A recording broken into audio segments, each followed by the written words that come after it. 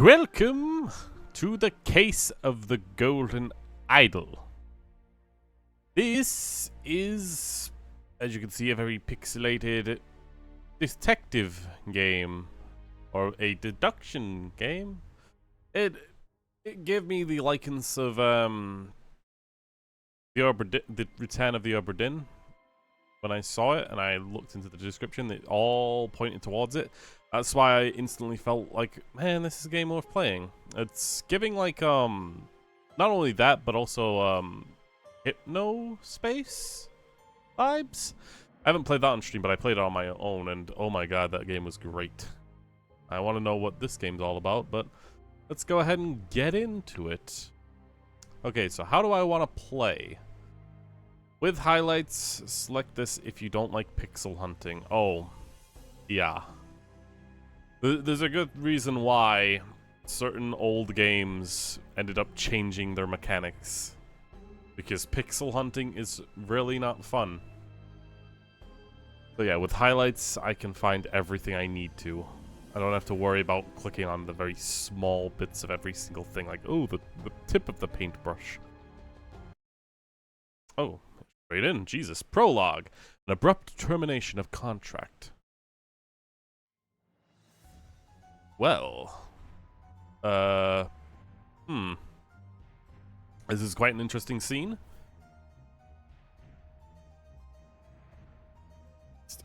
Okay. Got guy pushing guy off cliff during stormy weather ahead. Let's click, I guess. Okay. I have no idea how this game is going to play, but we'll figure it out as we go then. Tobacco. It's a tobacco pouch and a pipe cleaner. I guess these two pouches are the two guys that are right here. One's got tobacco in and also 2 bags filled with coins and gems. Alright, so this guy's... the person with tobacco is wealthier, or it appears to be. A bag of medical instruments and some medicine. Okay. So we got a doctor, or at least someone with medical knowledge. A golden statue with a red stone and a bag filled with coins and gems. A golden statue? Okay. So, not really much of anything to go off there, but I guess it's giving us indications of what they're like. Or at least some small bits about these characters. We got, I knew what you were plotting, you snake. Okay, a pipe. A document? January 5th, 1742. Both parties agree to these terms for the expedition to Monkey Paw Island. Oh god, Monkey's Island. That's another game, adventure game set I could put into the list of games to play. Albert Cloudsley has rights to 2/3 of all valuables for funding the expedition. Oberon Gelder has the rights to 1/3 of all valuables and any gold treasures found. For providing the map to the expedition site, Dr. Oberon Geller and Esquire Albert Cloudsley. Okay, so Cloudsley is entitled to 2/3 of all valuables, and Oberon is entitled to 1/3. The bags seem to indicate that that was what was happening, but the Golden Idol might be the out of turn thing. Cloudsley, Albert, Oberon, Geller. Oh, we're just clicking on names, I guess. Alright, so we can just grab things, basically, from into this.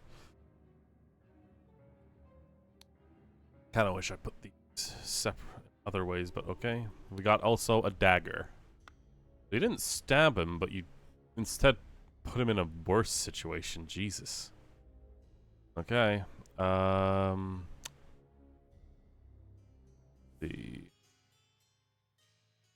can just grab them and pull them onto things? Oh, of course, there's this guy. Ah! Okay. Scalpel, so this is the doctor. We got both parties agree. Yep, 2/3. Yep, this is the exact same letter. Click on all of it, of course. We got a map. This clue has been added to the thinking panel. Horn of the Finger. Ruins of Xenopolis. Horn of the Thumb and Bay of Shadows. Oh god, like both of these having the Horn of the Finger, but you only get one word of the horn. Oh god, this is gonna be awkward. Bay of Shadows. Okay, we got all the words. 11 out of 11. I guess that's all the words we're getting from this place. Also, a medicine bottle. Okay. That is everything. So I guess we're gonna go to click this and see what thinking is about. I got no tutorial here, so I'm just kind of going with what... Okay. The scroll is not filled in. Someone pushed someone from the cliff in the something of the something on Monkey Paw Island. Well, let's take actually a quick look at both the map. Oh, we actually get this.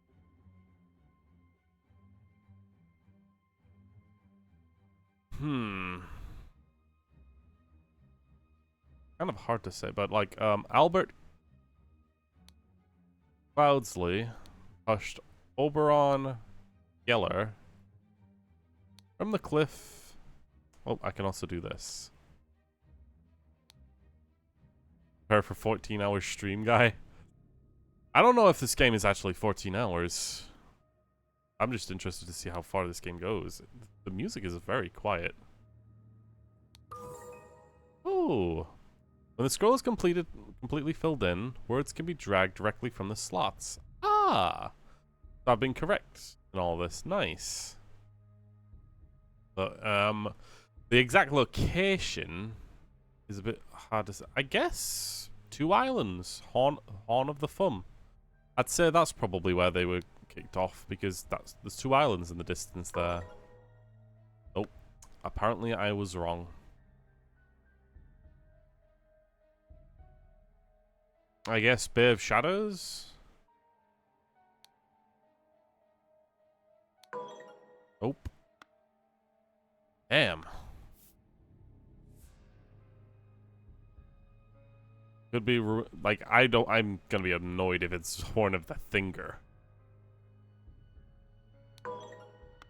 Boo. It's Horn of the Finger. Oh, it's not.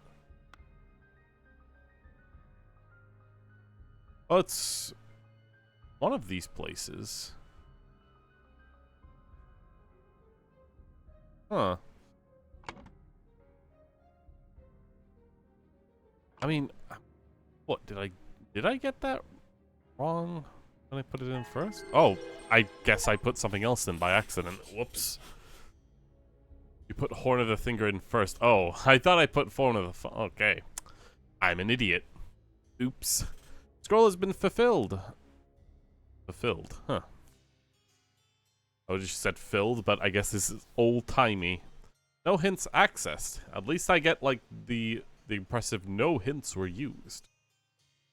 While Dr. Oberon Geller was surveying the poor weather with his looking glass, his expedition partner, Albert Cloudsley, Esquire, suddenly pushed him off the cliff. Yeesh. Alright.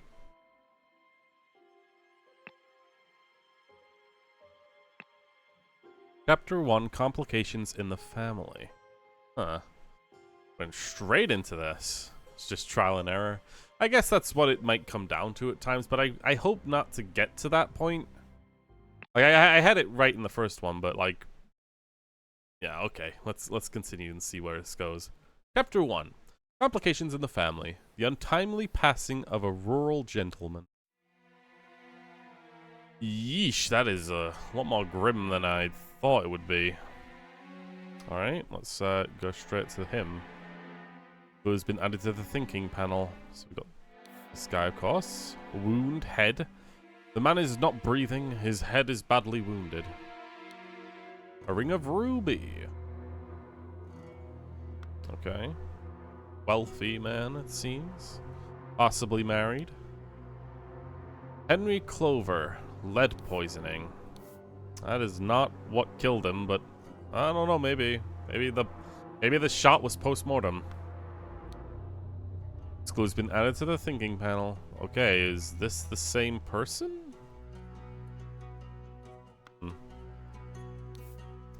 A tall, rickety ladder. He did not die from falling. Although the blood is trailing, which is... Oh, wait. Now that I'm thinking about it, maybe... It's kind of difficult now that I'm looking at it, because... He wasn't shot in the head. So maybe he was poisoned. Because blood is coming out of his mouth, but it's also possible he fell? But the trailing blood seems to imply that he was hit and lied down and then got something else done to him? I don't know. I need to look into it. Thanks, Marco. It has been added to the thinking board. Got a coat with some utensils inside? Become moist. Might find that is much more... It takes a lot more time before you can place that now, Marco. Okay. Got August 23rd. Don't have a year, but it's probably still around the same time that other incident happened, which is 1742, I think. Woodshire. I'm still sad about the door Proud from earlier Tower. today, Perusa. Oh, yeah. It wasn't that sad, though. I think it was more like bittersweet, context-wise. So, Woodshire, Proud Tower, and Bro Tower, and Blackfield. So we're going to be in one of these places, I'm guessing. And it's probably Blackfield, being that it's nearest to the river and there's a boat out there. Context, you know? Spontaneous combustion. Okay. I, Sebastian Cloudsley. Oh. This idol is going to follow a ton of people to their deaths, isn't it? Oh dear. Will share my humble contribution to the science of anatomy. Anatomy? Anatomy. Fucking Christ. And chemistry. Fuck. August 22nd, 1786. Okay, it's way later. 12 o'clock, woke up, a beautiful day. 12:30, washed and dressed in my dining attire. 14, had a beautiful roast duck for lunch. 16, changed into my hunting attire. 17, rode to the hunt badgers, had no luck today, returned home. 18, changed into my researching attire. 19, changed into my dining attire. Of course. Well, 20, had a tasty beef loin for supper. 22:30, filled in my diary and went to bed. Continued my reading for my research. If this is the exact same day, then that means he ended up in his bed without any problems. To the people watching, here's some context. Me and Nightly were in Sudani's stream of hypnagogia. Boundless Dreams, the second one to be specific, and I fell in love with a door. We both did. A yacht is slowly floating in the river, and also, there it is.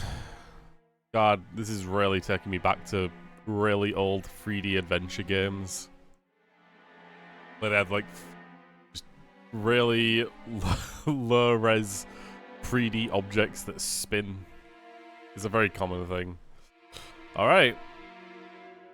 There's still Monkey one Island. missing. There's still one missing word somewhere.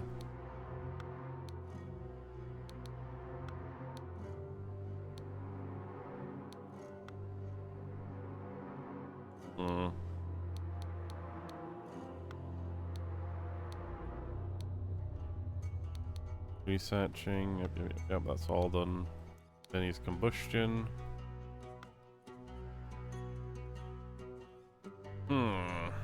I don't like that it's 15 out of 16. There's something missing.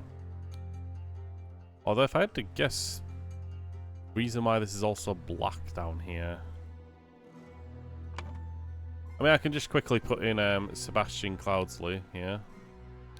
Instantly, correct. Alright. Oh. Nice, we can put in these slots here for attire.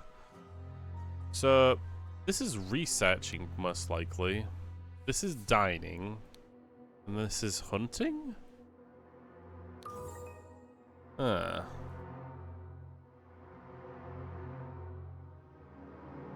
instantly put in these Cloudsley. Yes. Ah! There's a horse. Ah! Clever. The horse is running in the yard.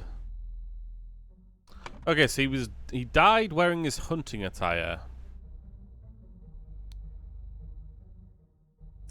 He fell from a horse? I mean, he's not on a ladder when he's hunting, right? Cause of death was a head wound, which occurred when he fell from a horse when he was hunting. I mean, the blood trail really did imply that he came to bed and died, but the blood coming from his mouth, Jesus, I don't know how you'd be able to lie down in that much pain if there's blood coming out of your mouth and eye. Jesus. The implication is that something else happened afterwards, but okay. Blackfield. I'm guessing it's Blackfield. Yes. Perfect. Nice. Alright. So, while the Lord of Blackfield was hunting, his horse threw him off and he suffered a deadly wound to his head. The hell? Whoa.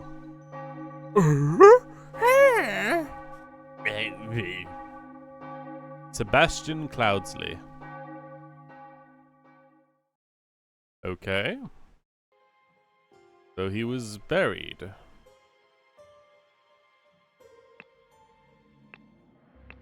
Doesn't seem to be anything else here. Alright. This is going to be interesting.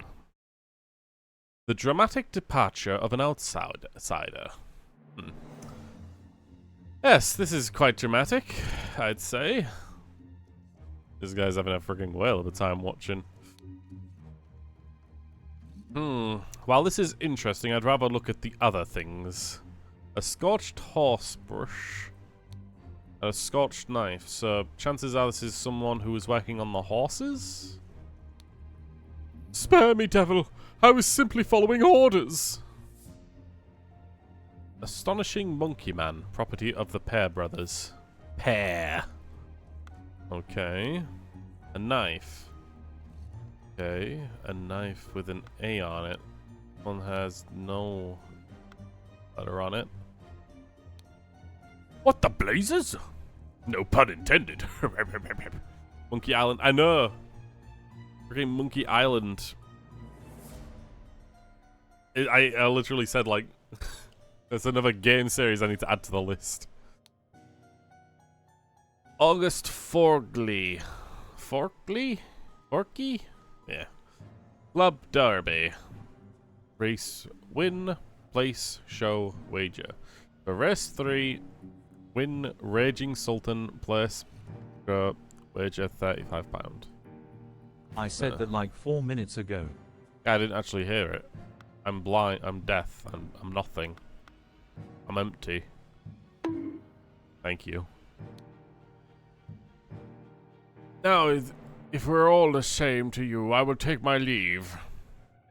Oh, the ring has been taken. The idol has been taken. Uh-oh. I don't like how there is a pattern based on the back of it. I can't do anything about that, but there is in fact a pattern. So I'm thinking this guy stole the idol and other things. Continuous combustion. To perform the combustion trick, you first cast a freezing spell. The sacred glyphs for the combustion on the idol. Oh. This guy used the idol to make this guy combust. Because those are the idol's symbols put in place.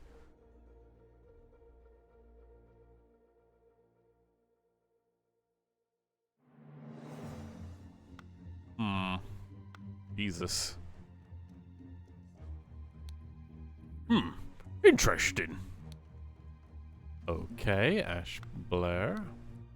Prepare the carriage for tomorrow. We are visiting we are to visit my nephew, EC. 2 shillings and a penny. Thank God we got rid of shillings. A saddlebag and a dagger. God, everyone's, even in the past, Britain known for having a stabbing culture. Stable rota for Adam and James. Horse grooming JJJ. Stable cleaning AAA. Point and click puzzle game into the suggestion box because Monkey Island reminded me of it. I'll take a look-see. And do it properly, you lazy oafs. Okay, so J's and A's. So there were 2 stable hands. J and A. Of course, Adam and James. Whoever they were, however, is yet to be known. But if I had to guess, this guy's Adam, because the knife in on his person is A. And this looks like a J. Aha! I'm good at figuring things out, aren't we? What the fuck is this? Oh. When you hire someone on Indeed, sometimes you just get the worst outcome. My God, that is beautiful. Man. First of all, before I forget, this guy's Adam, and this guy's probably James. That's my guess. But let's go ahead and continue with this guy. What an unexpected turn of events. An embroidered handkerchief. Got an EC? Probably a Cloudsley. Nah, it's £3 one dude and named 3 AJ and challenge. he slipped into 2 so he could get more work done, making him 2 counterparts, A and J. Possibly, I guess. Lord Gracetitter. Gracetitter. Ugh. Who the fuck calls it that? September 7, 1786. Lord Edmund Cloudley's speech. Okay, so he's probably Edmund Cloudley. If I had to guess. Where's Parliament? Dear Edmund, it has reached my attention that you are seeking a capable But hey, new that's servant. just a theory. A gay theory kappa. God damn you. I have just the man for you, David Goran. He's an experienced coachman with a diverse set of talents, and I am sure you'll find him very useful. If you are displeased with the services, do not hesitate to let me know. Yours, Theo. And he's got a stiletto blade. Because you got to be fancy when you're stabbing someone. So, Edmund Cloudley. I'm also going to guess this guy's David Goran. Just on the fact that he's got the stagecoach slip in here. Prepare the carriage for tomorrow. Yep. That's my guess. Okay, let's also try and find out. This guy's probably a Derby person, if I had to guess. Oh, he probably might be related to the family. Who knows? Anyway, in here, we've got Fat Lord, Hair Twins. Inja. The Fat Lord.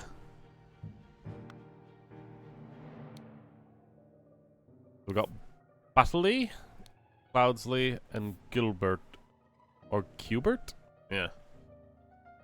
So, this is the symbol for Battley. If I had to guess, that means that these people are more likely under the Battley name. My apologies. He could be so bad hair sometimes. There's a bunch of jewelry, so these guys are rich as fuck. £4. An ornamented Qatar blade, because again, kata stab in style. Try pair at the last name for Adam and James. Ah, hair actually does work. Okay, actually, yeah, no, you're not wrong. They're brothers, right? That makes sense. A fan, Shamal Bat, Rajan Batisi. The fuck is that supposed to be? Right, I think you're right when you say the pair brothers. One person is probably from the Cubert. Got one more missing person too. It's this guy. Nelson Maker, the attorney. I would not have expected one of your family to treat a legal document in such a way. I am appalled. Another red ring ruby. 2 shillings and a free pence. And we've also got readings from the last will and testament of the Sebastian Cloudsley. My, got so many names here. Edmund Cloudsley, we've already got that. We got Rose Cubert, of course, so that's probably this lady right here. Sebastian Cloudsley. Willard Wright and Peter Battleby. So all 4 inheritors are all present. That means everyone here is present, and that means all 4 of these names should show up somewhere. Associate? Willard Wright? Well, what I do know is this guy's most likely the attorney. Nicholas Maker. Get that in. That guy must be an ancestor of Phoenix Wright. Maybe. But yeah, it does seem like all 4 of these people. Okay. Let's get it in all at once. Rose Cubert is most likely the lady, being that it's a female name. We've got Sebastian Willard and Wright Peter. Probably have to look at their stuff again in order to know properly. Aneurysms by Sebastian Cloudsley. How to be happy. Eat your hearty meal every day and do not waste your time on trivialities. How to avoid being upset. Strive for that which holds meaning and do not shirk from responsibility. How to be inspired. Take a walk in your forest and breathe the fresh air. Great. This is such a great book. How do you avoid being scared? Feeling scared is a weakness. Be strong instead. My God, you've solved all of our problems. Oh my. Another derby. We got a gambler, basically. Someone who's losing a lot of money. Dear Peter Battleby, we have sent you frequent reminders concerning the settlement of your debt, and yet, to date, the debt remains unpaid. We humbly request that you make payments as soon as possible, or we will be forced to take matters into our own hands. The debt currently stands at £255, Blackard of Lucas of Buck Loans. So Peter Battleby is probably the dude who's freaking got the tickets, because he's gambling a ton. Play show, I don't think he's winning it. Why, I do know him. He's me. I, Sebastian Cloudsley of Blackfield County, being in bodily health and of sound and disposing mind and memory, nominate and appoint Nicholas Maker as executioner of my last will and testament. Dear brother Edmund, Williard Wright, Rose Cubert. A lot of burnt stuff here. Blue has been added to the thinking panel. I bequeath to you the gold. Know what to do with it. Idol of Xenopolis, you will. This is referring to the idol that was given to, most likely given to the dude. The clue, research. I want you to put your sharp mind to better use than mere politics. Therefore, I bequeath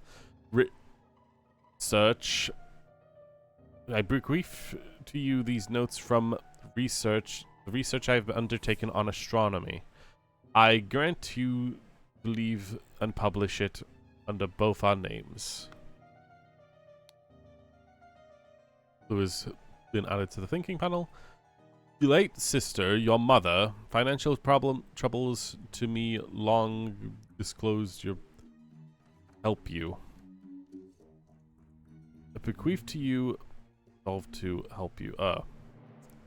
Your mother disclosed your financial troubles to me longer, and I resolved to help you. I bequeath to you compilation of my aneurysms to provide the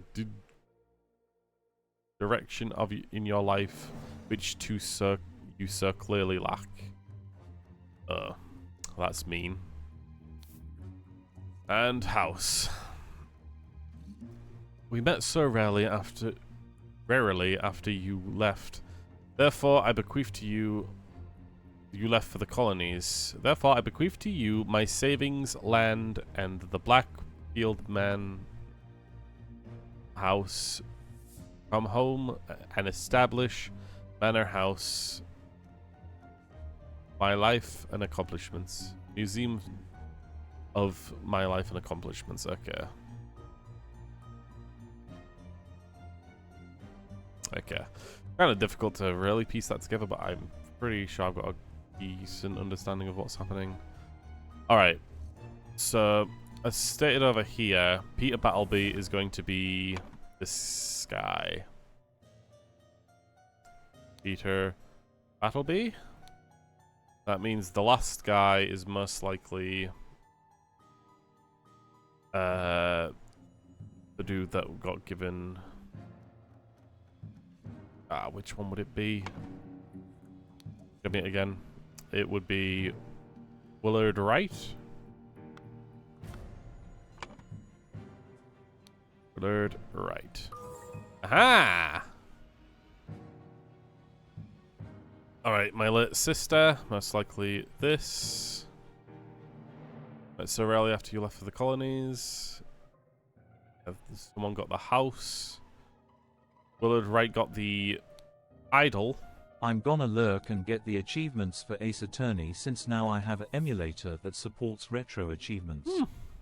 I don't know how that game can have achievements to it, but I guess under certain conditions some stuff can happen. Fair enough. Brief to you the idol of Xenopolis, you'll know what to do with it. He's the one that got the idol.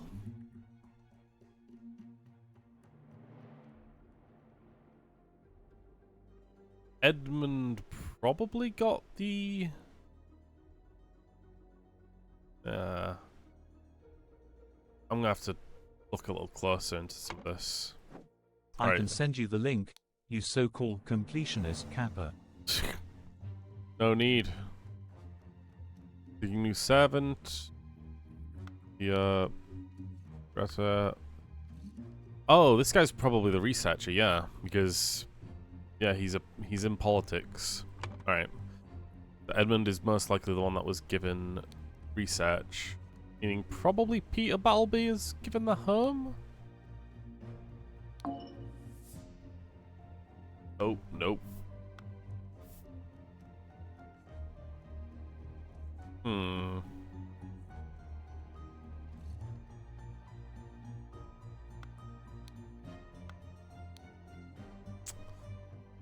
Difficult. Maybe they were all given both of these? Nope. Man. I guess I could try it here. If something was... something to receive something... idle? In... Sebastian Cloudley's will. And ordered something something and something something to take the something from something something. Ah. Take something from the something. Suddenly something something died. The James pair. died from spontaneous combustion. That happened at the very least. This is a very detailed, specific situation. Ugh.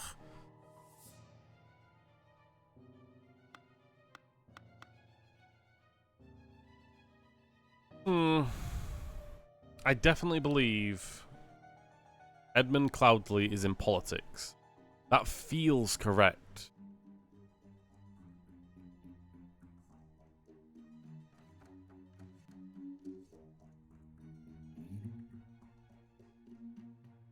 Therefore, I bequeath from you my savings and land the Blackfield Manor House. Come home and establish a museum of my life and accomplishments. Who would be the one to say that? The guy who has the idol is the one who got it in the will. I was assuming that. It's just that, I don't know, the fact... I guess it makes sense.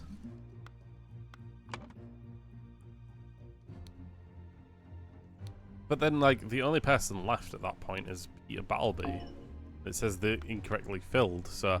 I mean, I don't see how this guy could even given the home, so maybe Nicholas Maker was the one giving it. It feels correct to do this. Late sister, your mother... A compilation of aneurysms to provide the direction in your life that you which so clearly lack. And I think that's this.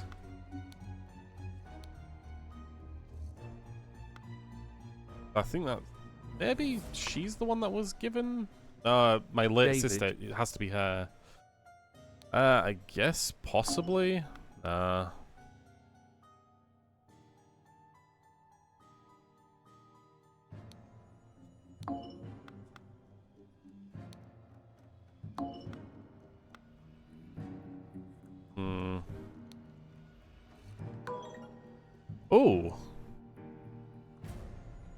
Okay.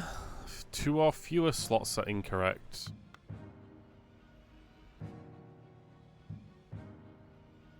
Oh, my late sister, your mother. Okay, so it wasn't referring to a woman.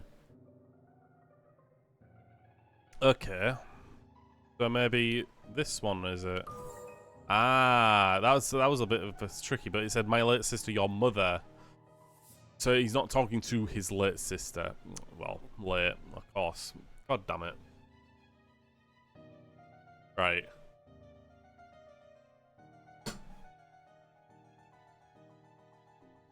Late sister. Move to you a compilation of... Right, so he's the one who's got his life being screwed over. Right. Anyway, someone was... happy to receive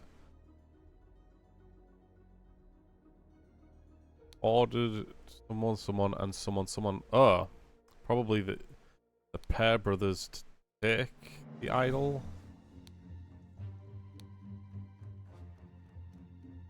Take the idol from William Wright. Was upset to receive aneurysms. Oh, I see. This guy was upset to receive aneurysms. Peter Battleby. Ah!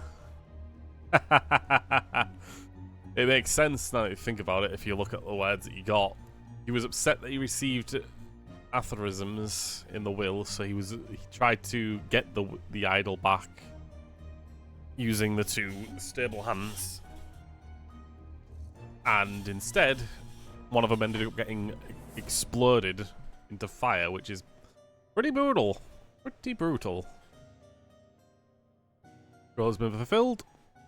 Peter Battleby, encumbered by his gambling debts, had placed high hopes on his uncle's treatment.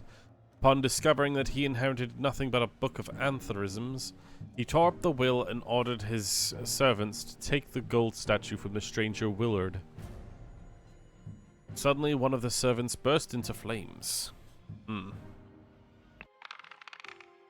Jesus Christ. Yeah, we've already seen that. Alright, next chapter then.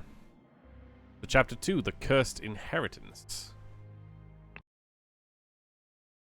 The Murder at the Little Mermaid. Great. Oh my.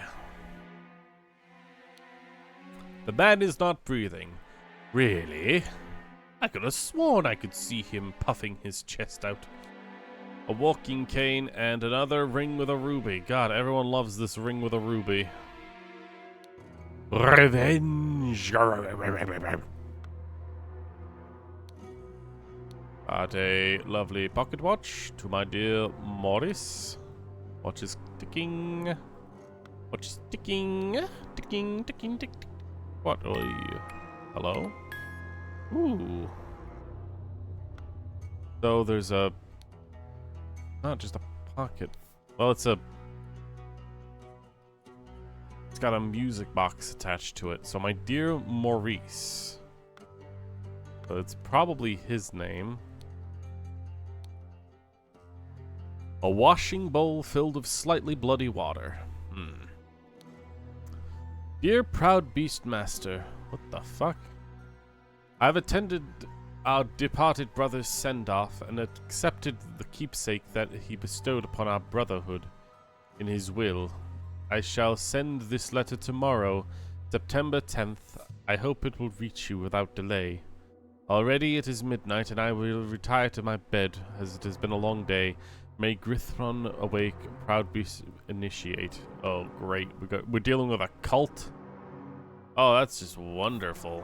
Okay, the door does not open. It's locked from the inside. Got a lovely little bit of flowers. Why is this game like getting weird, creepy vibes now? Shards of glass in the mud. Alarm! Alarm! A break-in! No watchman's lantern. He's got a spear. And watchman number 2, Henry Parker. Wow. Alarm rattle. Go ahead and put that in then.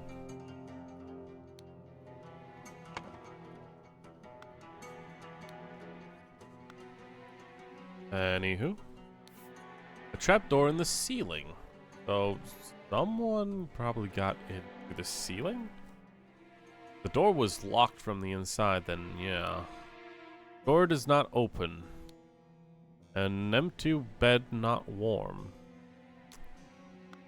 Another flower pitcher. So many wonderful flowers. Why did that bugger give me a note when he knows damn well I can't read? Oldie, rusty old half of shears. Ugh. Uncomfortable. Stale piece of mouldy, maggoty bread. You can lie low for a couple days in the old Ormond's place down in the docks. What's that about? Trapdoor in the ceiling. So there's a trapdoor in both the ceilings that ultimately might have been used to get through. Look at this. The Little Mermaid Inn. Amazing Evans musical performance. On September 9th, event will commence circa 11 p.m. Wanted, Robert Redoof. Escaped convict, £50. Well, probably the dude that we saw outside. Literally got the same looking face. This guy's probably the guy that was on the poster, Evans. Oh, mother, forgive me. I will never gamble with something so dear to me again. A violin, key, and another blade, because again, we are the stabbing capital of the entire world. I mean, I'm guessing this is Britain.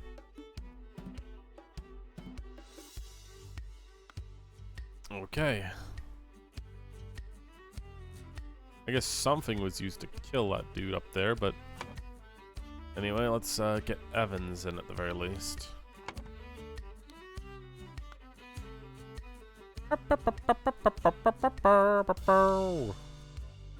Green, beige, and Blair. Bunch of wines. Where did that blasted boy go? I really need to take a piss.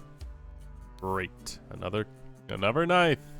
Partially peeled lemon. A ring of our Arius keys. And dear Oscar Boyton, it's come to my attention that the good owner of the Little Mermaid offers services to those who want to transfer products that are less agreeable to the authorities. I will come by in 3 days if you still have some spare space in your gin barrels and you're willing to make earn extra money. Reach out to me. I mean, I'm guessing this guy isn't the owner, meaning this guy's probably Oscar Boyton. Could have taken that from someone else though. So, Dandelion Room, Willard Wright. Forget Me Not Room, Ash Blair.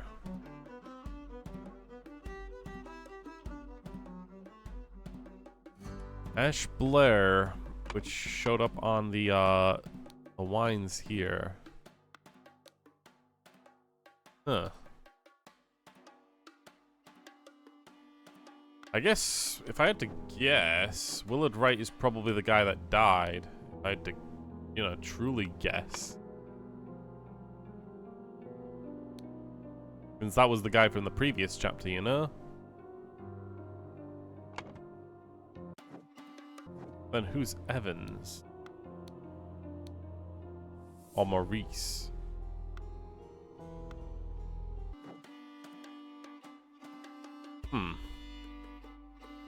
I really don't like that freaking mermaid up there too. Ugh. Tell me, what does that man have that I lack? Small sword. Not a good word to use, I guess. Small key. And a hand of cards. And 7 pence. He sounds like he's got money. Be calm, John. He was a perfect gentleman. He brought me a drink and then retired upstairs. And the cards. To Annie. You are beautiful like a rose, for you and I will take any blows. Annie, you are like a glass of wine, your hair is very fine. I will find gold in a mine, if that makes you forever mine. Fucking idiot. You can't rhyme the same word. Your piglet full of love. Oh, it's probably this guy. Another knife, another key, and another set of money. So, probably Annie. If I have to put a last name to it, maybe Blair. Just deal the next one. It's all luck anyway. But actually, also before I forget, this guy's most likely John. Remember, you as an agent for our trading company have to reflect its values to the fullest. Never be late. The client leaves the port on the 10th. Trading company. Yeah, so he's an agent of the trading company. Be persuasive. Do not take no for an answer. We must get the client's product. Be effective. Once you have the product, deliver it to me immediately with the servant boy. More importantly, no matter what you do, be mindful of our reputation. Our names must remain spotless. 3 shillings and 2 pence. Oh, the tabs, right. It's not like a menu, it's a tab, so most likely the one who's got more money is going to have less of a tab. Maybe? Green, beige, and Blair. 2 shillings, 4 pence. 3 shillings, 2 pence. 7 pence. If I had to guess, then he's most likely John Green. Blair is most likely the guy with the most money.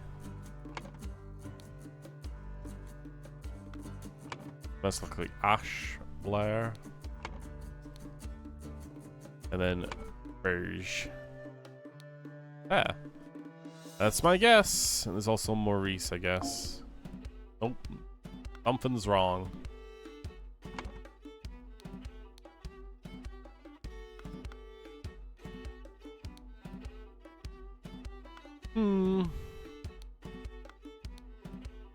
Maybe opposite way around.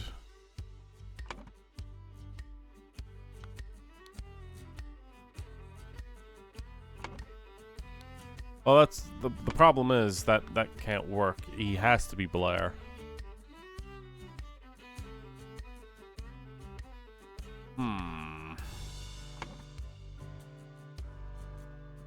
Because this guy is John.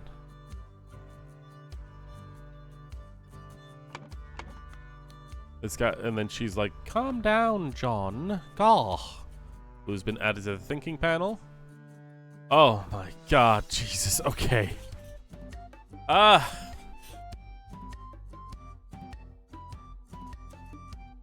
was trying to figure this out. This is most likely a game score. AG is gonna be. Oh no, green has to be someone else. WW, which was Willard Wright.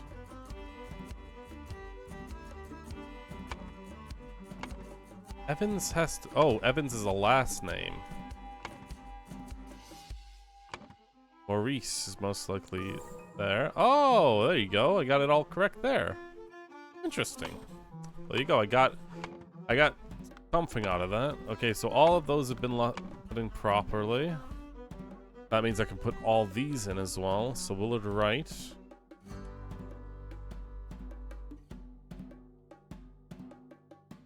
Oscar Boyton. What do these numbers actually mean? Barrage.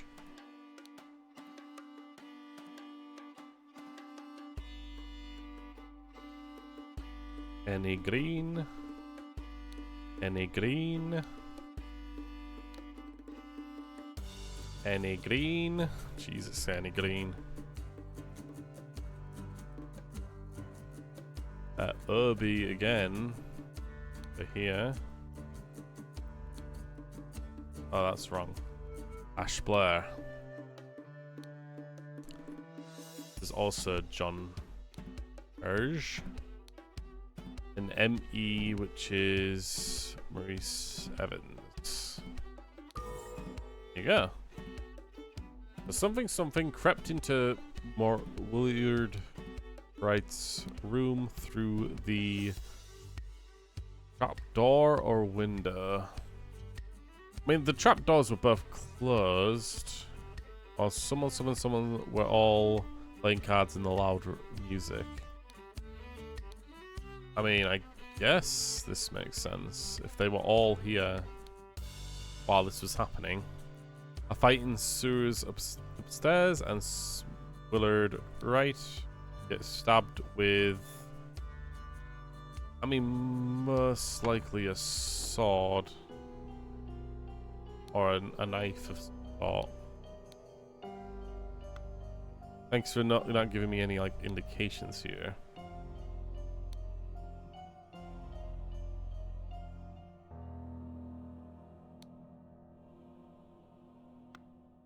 I mean, it's possible it's this dude.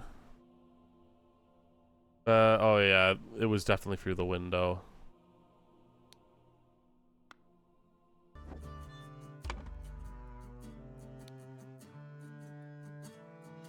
There's like a broken piece in the window. That means they had to like break through and pull the latch up. Because the door is locked and the trapdoors are in the ceiling. They're not getting through the trapdoors. Oh wait. Wait a fucking minute.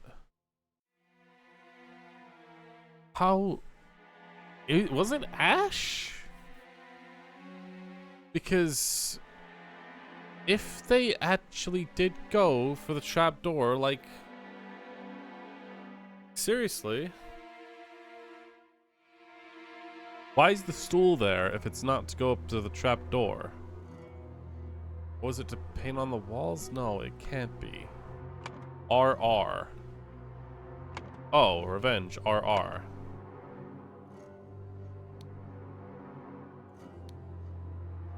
I mean, it's the best thing, I guess. Here. Nope. I think maybe he was framed by Ash? No, wait. It can't be Ash because he's downstairs. Or was he?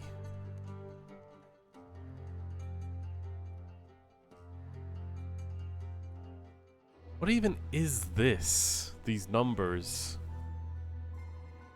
What, is it just like playing cards?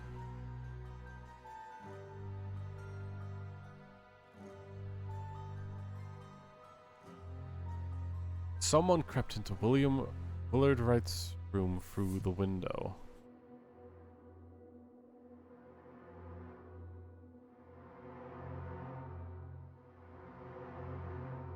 Okay, it can't be what I put in, so it has to be something else.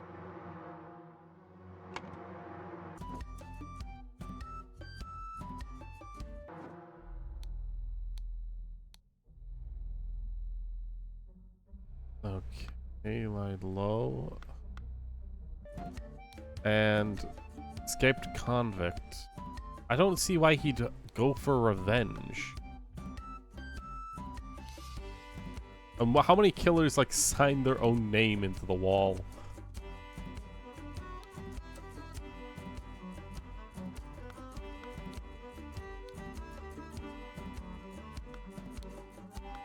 He's got. I'm like. I guess I could look at the weapons and see if they're bloody.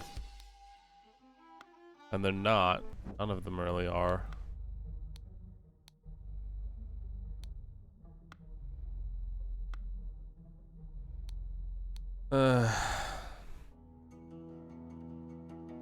It is hard to try and tell what this is. I postulated maybe there's a trap door instead. But it didn't even say one thing was wrong or anything like that. It said multiple things were wrong.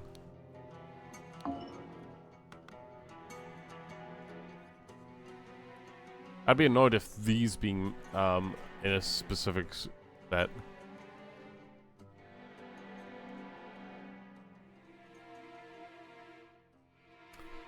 You know, Ash Blair might have been upstairs if Henry Evans was playing. I'll never gamble with something so dear to me again. And he did gamble. She said he bought me a drink and then retired upstairs. Ash played at the very end here, meaning that he wasn't playing throughout the rest of it. I guess it's possible that it was Ash? And he went through the trap door? Oh, spear.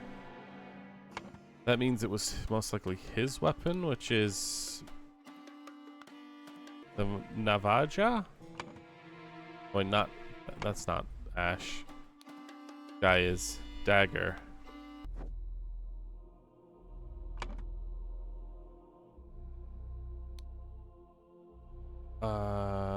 Ash Blair? It's closer. Oh, it's definitely a dagger. It's definitely Ash Blair, right? Yeah. Then I guess window? No, trapdoor is correct. What? These have got to be moved around?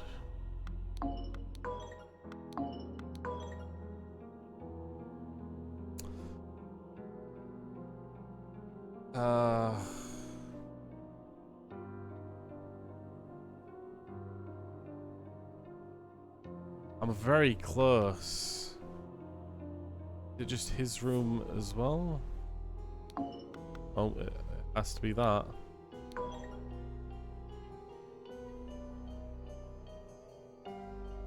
Oh, Ash Blair wasn't down there. It was Maurice Evans. Wasn't him? Okay, it was probably Oscar Bolton then. Boyton. Right. Oscar Boyton was playing. Or Ash was. Okay. The scroll has been fulfilled. No hints accessed. A man going through by the name of Ash Blair crept into William's room through the trapdoor to steal something important, but when he opened the music box, it woke Willard up. Fight ensued. In the fratress, Ash stabbed Willard in an attempt to frame the attempted convict. The escaped convict. Wow. Glad I picked up on that at the very least. It was a framing job. Return to the scenario selection. Ooh. This is a great old horrible time. Good morning, innkeeper. I heard a man was murdered here a week ago. I had arranged convict, but we did it in, but buggered off now. Tell us about the evening when Willard Wright died. I will make it worth your while. Look at me and my piggy fingers. God, these animations are... I like the style. Someone threw paint in my eyes. First, attendance, the intoxicating dinner party. Oh my god. Syringe left with some liquid left in it. Interesting. Instantly find the murder weapon. These are fine coats. You're a little small to be having a cigar, but okay. Little Pip. Run to the city and grab me some Ash Blair tobacco and a bottle of gin. I will pay you when I'm back, David. Okay. Here you go, little Pip. Can't wait for you to be the murderer. Ugh. Click on everything. An overcoat and a hat. An overcoat and a hat. A cigar box. Oh, he stole a cigar from the... Okay. Also got... Dear Miss Richards, I enjoyed your company tremendously, and I visited your father last month when I visited your mother. I am certain that you would wish to hear from the rest of my thoughts and shortcomings of our society. I invite you and your father to dinner on April 8th at my manor. Sincerely, Edmund Cloudsley. The name is recurring. We've also got, Dear Mary, here is something for your diary from me. For you, I would fight a tiger and win. Cater Battleby. Oh, great. He's here too. Well, at the very least, we're seeing Miss Richards, Mary Richards. Most likely a feminine person, possibly the one who died. In here, we've got a clue to the panel, huh? Oh my god. Okay, before we go there, let's find the body. Here we are. Okay, so we know who this guy is. This is freaking Edmund Cloudsley. It's poison. Nobody would touch that thing. And nobody move. I'll send for a doctor right away. Got a Botanica Chief. Got keys. Two of which, Jesus. Go ahead and put that in. Edmund Cloudsley. This is horrible. Embroidered handkerchief. I can't see the embroiderment. Shit. She does seem rather unwell. It's extremely upsetting. Okay. Oh, it's her. Oh. Oh dear. The lady is not breathing and her face is blotched. Fan, 4 pounds, and her root jewelry. It's her. It's Rose. Jesus. Meaning this girl's probably Mary, weighing side to side with her very slim waist. This clue's been added to the thinking panel. Oh, we gotta find out who was sitting where. Look at that later. You killed my aunt, you devil! I shall execute her on the spot. £2, a pack of cards, and a fork. Go ahead and put Peter Battleby in. Oh, my lord, this has nothing to do with me. Note to self, if you get frustrated working, remember the tale about the rich lord who married his donkey, and you will feel better. 1 shilling, more keys, Jesus. Ensure that the beautiful lady sits next to me during dinner, and I will slip you a shilling, Peter. And he got the shilling, so during the seating, the beautiful lady, which will most likely be her, sat next to Peter.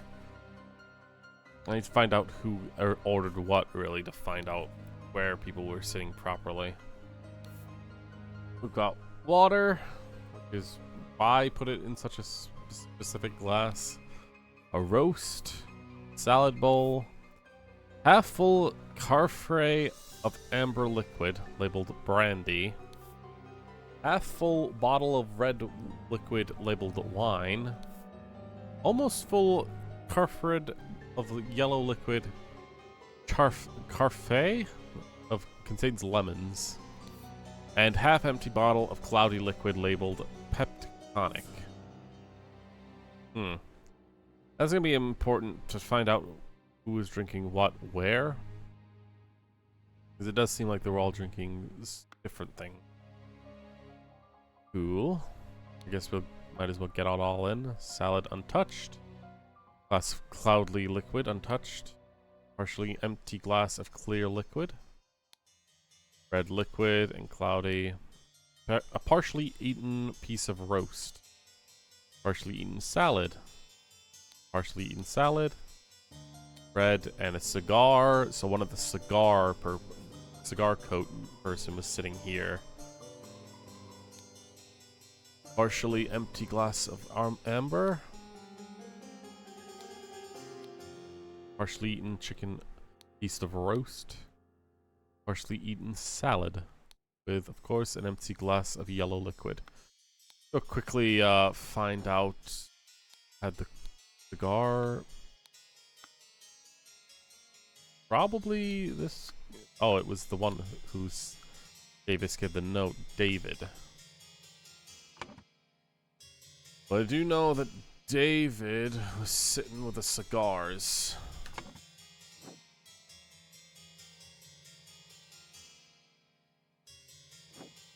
Okay, we got more stuff.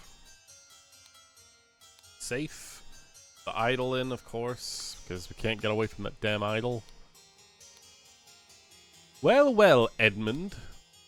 You seem pretty pleased after I told the old boy after the old boy passed away and the spot freed up for you in the House of Lords. Take care of those with whom you ally. I have many friends and will deal with you swiftly if you dare cross with me. George Rydales. Probably the husband? Rose? Maybe? The revolution will come for the likes of you, you crooked bastard. Soon you will pay for your sins against honest common folk with your blood. Oh, this is probably Edmund's house, actually, now that I think about it. Final Vanguard.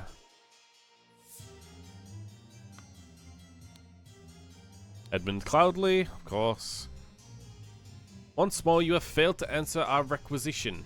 The last warning you will receive, your transgressions against us demands amends. The only course of action you have is to surrender yourself to our justice. Last chance for repentance, serpent, or we will unleash one of our stewards upon you. Brotherhood of Masks, Jesus. Dear Uncle, February 1st, 1788. I hear that you are interested in Lady Richards. I think you are too old for her. I shall court her instead. Secondly, please lend me £300. It is small change to you, and I'm desperate need of it at present. Yours truly, Peter Battersby. God damn it. Mooch. Literal mooch.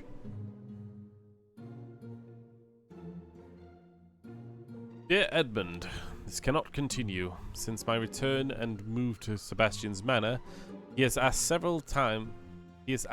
for financial support several times. He's clearly unable to take any monetary responsibility. Please, I need your help, my dear brother. Rose Cubert. At least we got her back. There we go. So Rose Cubert. Dear Edmund, I like your idea. Let's send him to the colonies, where his violent nature will make him feel at home. I hear you are having dinner with Lady Mary and her well-to-do father, Lothar. If Peter and I were to join you, we could beguile him with tales of adventures in the colonies, so we can ship him away. Ah. So this guy was most likely Lothar. This girl is most likely Mary.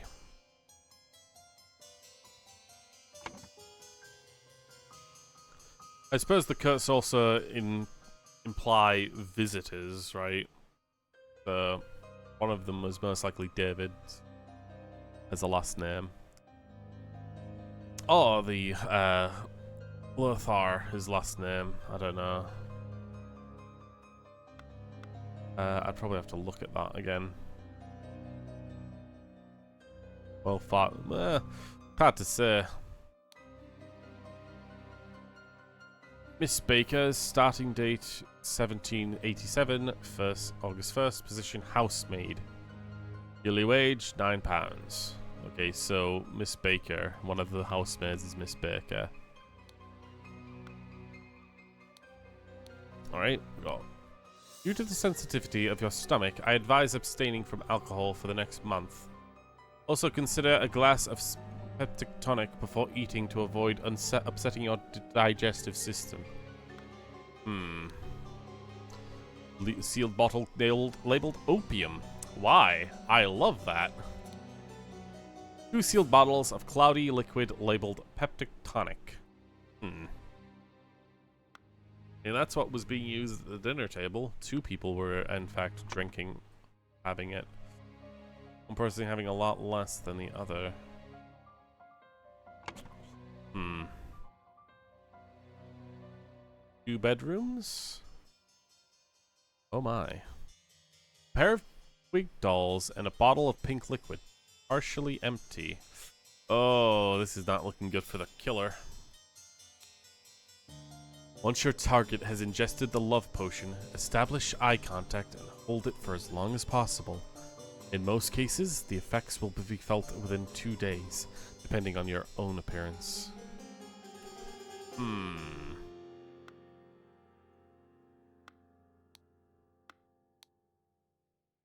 Let's see. The Mademoiselle, the Laceless Count, the besmirched lover of Lucantania?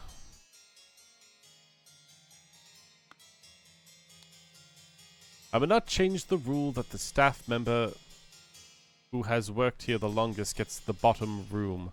Do not bother me with such nonsense again. Oh, these are the staff member rooms.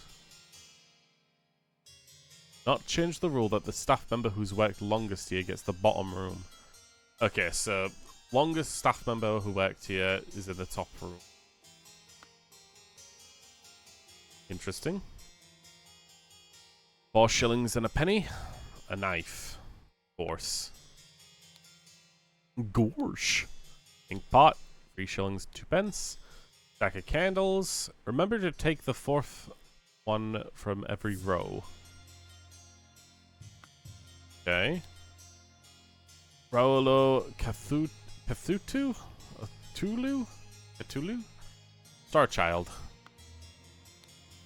Door's locked. Door's locked. Okay. Oh my. Such trivial ciphers are reading only the first word of every line that's easy to produce on short notice, but extremely unsafe to easy to decode. This simple example. Money is the denominator of value, has evolved and changed a lot. Still in the savvy hands, it is the powerful tool.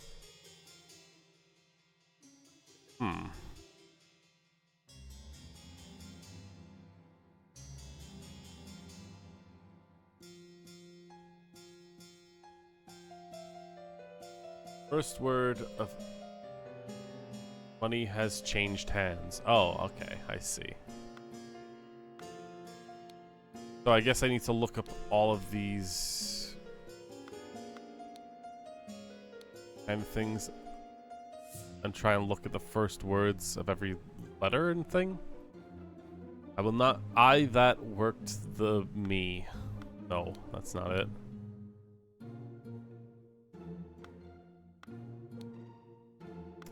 Okay. Ideal Republic. Okay, whatever. This since Sebastian for he monetary please brother. I colonies will I wait, no, it's not that. I guess I gotta look for something like specific or the for you soon your common blood. Kinda. You after and the take your you and swiftly. Once our warnings your amend the two last or upon you. I Richards for instead secondly pounds whatever. One of these two is the Doer or Baker? Yeah, Baker starting date. Thank you, dear. No, I threw it out. I do not read such dirty literature anymore. I do hope our master's guests are satisfied that Brian served everything as instructed. Okay, so Brian is most likely the server. A small simple key, another key, and dinner party will take place on April 8th. Remember, everything should be ready before noon. Prepare roasted boar.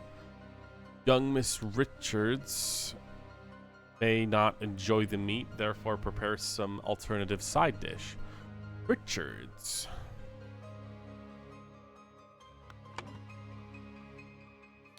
And their father is also the same, of course.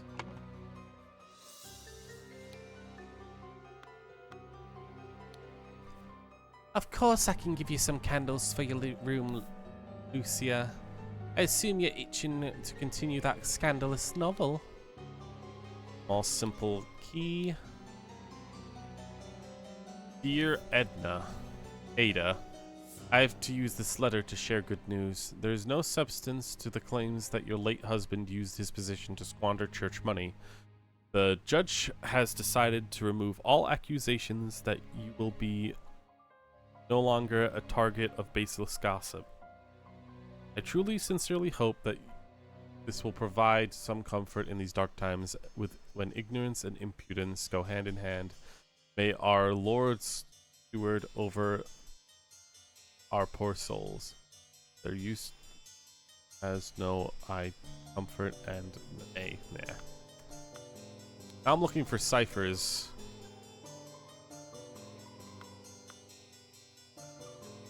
But yeah, she said, Lucia, some candles for your room, Lucia. So this girl is Lucia, and this girl is Ada.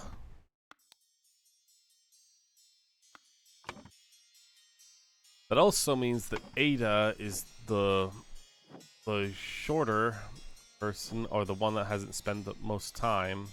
Or has she? Yeah, she spent the longest time, I think. If she's on the top room, because Edmund here is saying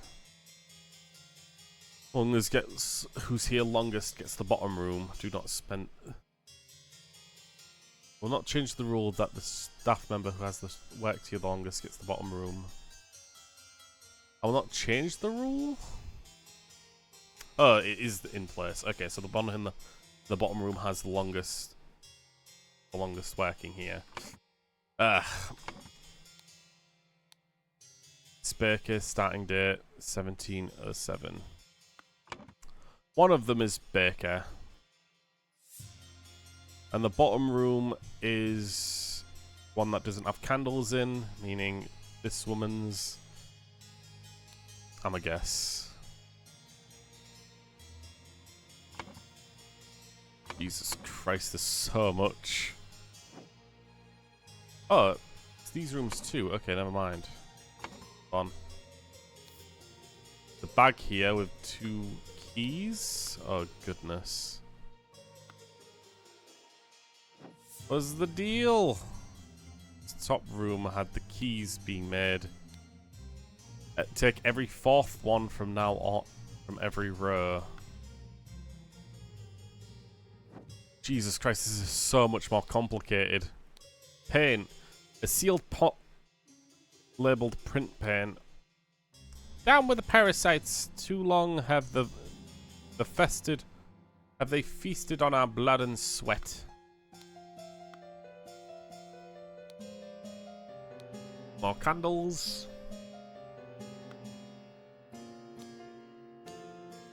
Dear Diary, this has been an ordinary day, most spent in preparation of tomorrow's dinner event. I do believe that the time has come for me to ask for a raise in salary. After all these years, I have loyally worked here. It is a difficult conversation to be had, but I will strengthen my will and talk to the master about it tomorrow. Wise slave. Okay. The money and inkpot.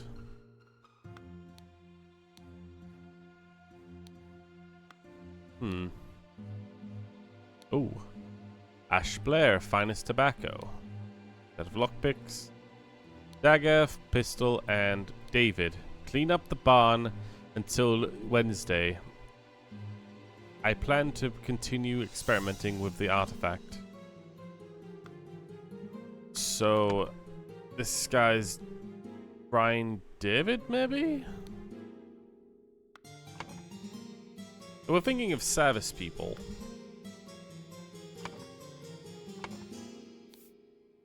Oh god, this is just so much, but okay. A couple of pennies and a fancy handkerchief and a shiny pocket watch. Small bottle filled with ambered liquid.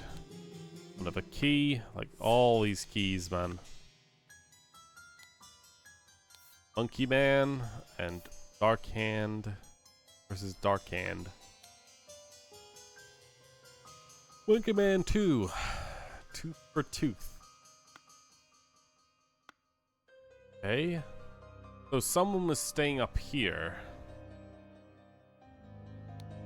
Not sure who that would be. I mean, there's a handkerchief.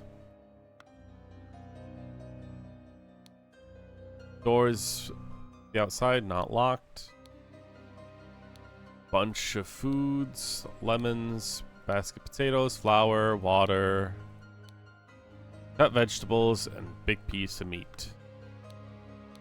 Also got wine and brandy in here. To Miss Smith for 3 years of service. Wow. Miss Smith. 2 eggs and a pot of tea each breakfast. No heavy food for dinner. You are responsible for little Pip doing all of his errands. Mr. Walker. I am to be woken up and dressed at 7 a.m.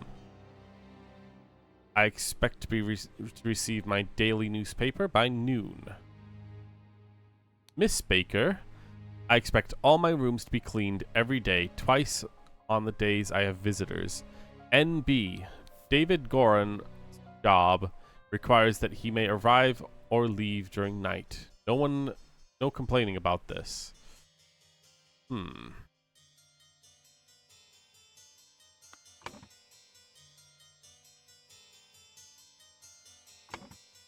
That guy is Brian, and I'm gonna guess it's Walker.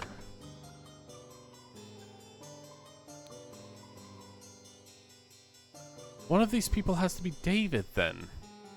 Right? Oh, he comes at night. He may arrive and leave during the night, so he might not even be here.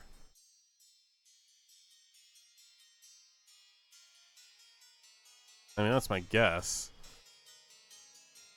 These two bakers. It's either one is Smith and the other is Baker. Let's just put them in. Yeah, there you go. God, that was a lot. A lot of frickin' names. Jesus Christ. Gotta figure out who's sleeping where.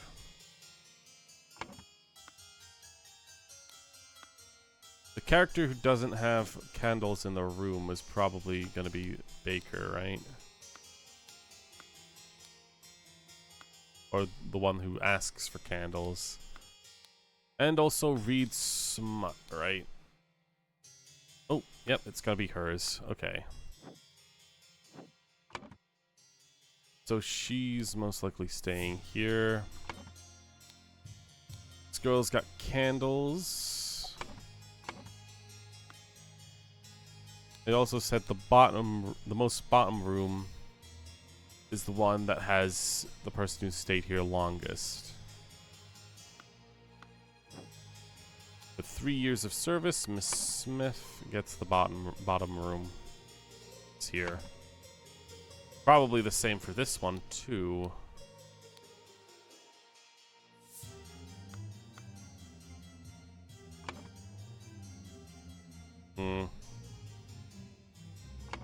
I guess if I had to guess, Little Pip probably stays here.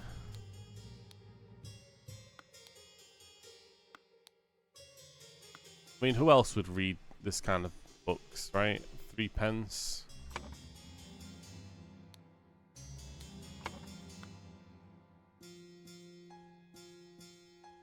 It's a very small coat too.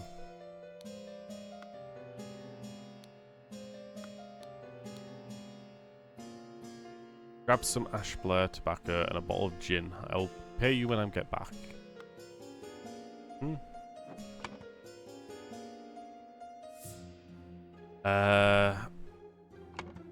Oh god damn it, trying to figure this out.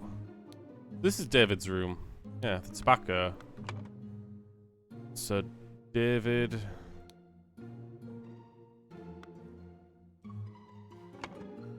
His name again? David Gorin.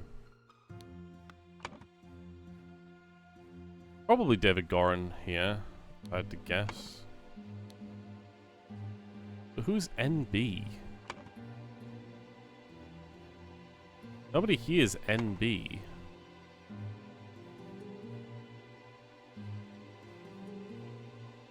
Nobody?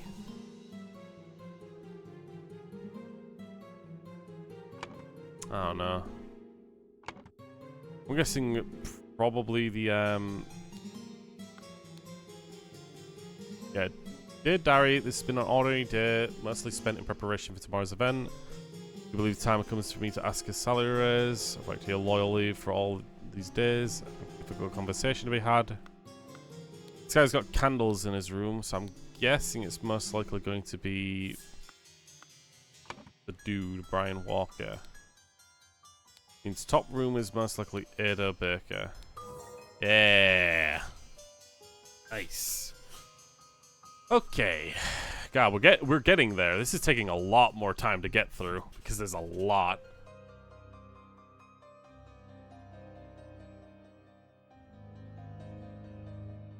Oh my god, so much. Okay. So, we gotta figure out the dinner arrangements. Completely its own thing. We got told over here that due to the sensitivity of your stomach, I advise abstaining from alcohol for the next month. Also consider a glass of peptic tonic before eating to avoid upsetting your digestive system, which is the murky gray liquid. Notabene? I don't know what that is. Garshin. But anyway, here we see the cloudy liquid is here, and it's untouched. And so is the salad. Glass of clear liquid? I mean, if I had to guess, that was meant for Rose, since she was staying here. And so was Edmund. Or what was it? Was Rose staying here? Ah, God, it's so awkward. Someone wanted someone dead, and thus, well, Rose is dead, so they wanted Rose dead, and thus poisoned. Someone poisoned the something and hid the necessary key in a something. The keys are being hidden in the bag up here. But does that have anything to do with the killing? God, it's so much. At the dinner party, someone ingested poison and died. Well, Rose ingested the poison. We know that. Dead. Oh, is it possible that they wanted Edmund dead? And she was the one that ended up ingesting it? One thing we do know about the arrangements is that this guy was given a slip of paper from Peter here that essentially he wanted to be sat next to the beautiful lady. So what we do know there is that he had to be sat next to the girl. What's more, this coat here has cigars. And this guy stole a cigar from this coat, or got given a cigar. I assumed that it was David, but David isn't part of this dinner table, so it can't be David. Nevertheless, whoever had cigars to give most likely was sat in a cigar spot here. And out of all of these characters, I highly suspect it's Lofar.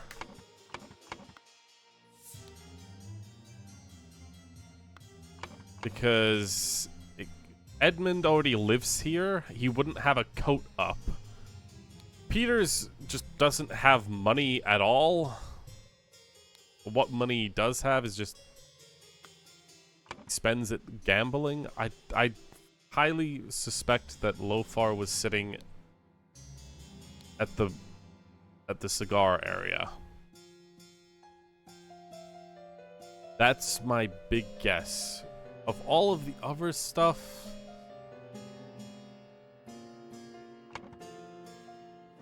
it was said that one of the characters needed another meal here.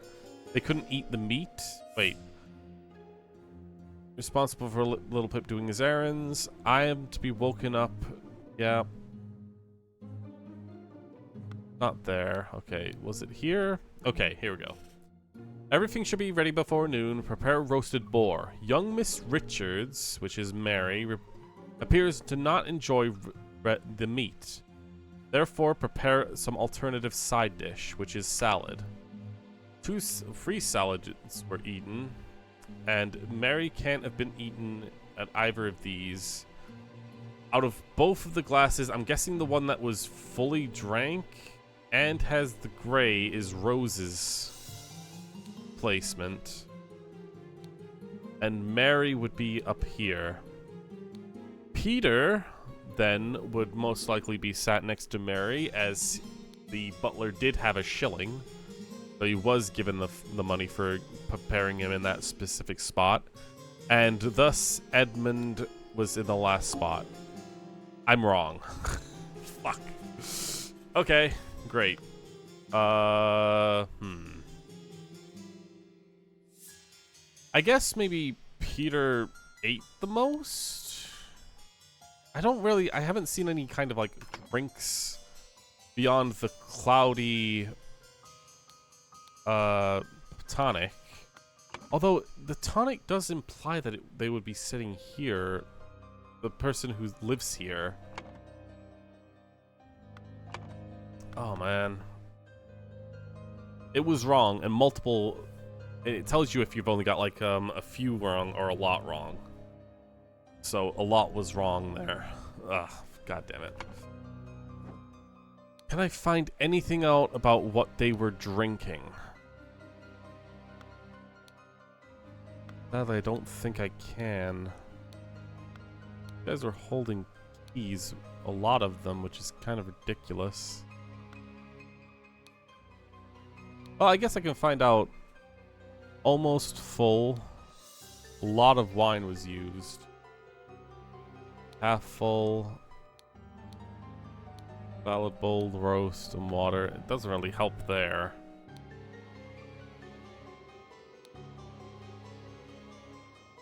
Put me next to the beautiful lady. Get frustrated when working. Remember the tale about the rich lord who married a donkey and you'll feel better.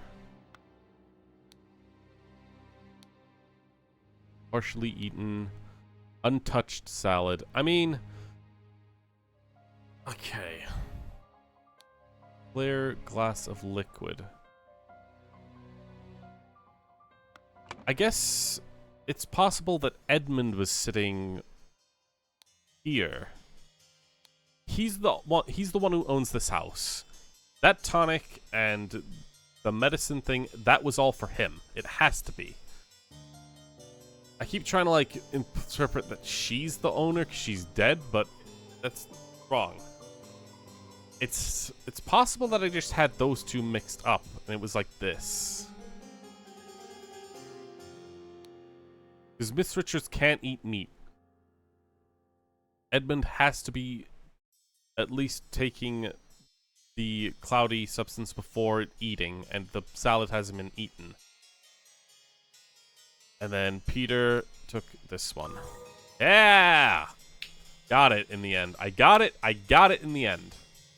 The ads were also going through, sorry for that, but like, I essentially figured it out. Edmund is the one who owns the place, and he has to... He's got like a medical reason of drinking this gray tonic or eating. And the salad hasn't been eaten, so it had to be in one of these two places. Trial and error, I figured out it had to be Rose here and Edmund here because Mary had to eat... Mary couldn't eat meat.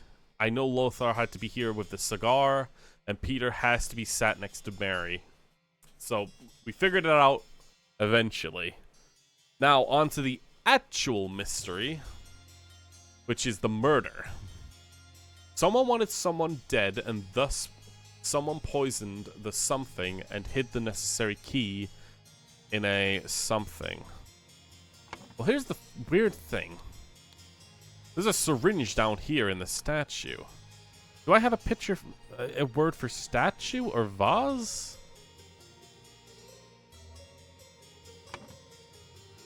Poisoned, hit the necessary key in a something. Another thing that I've constantly been missing, hold on,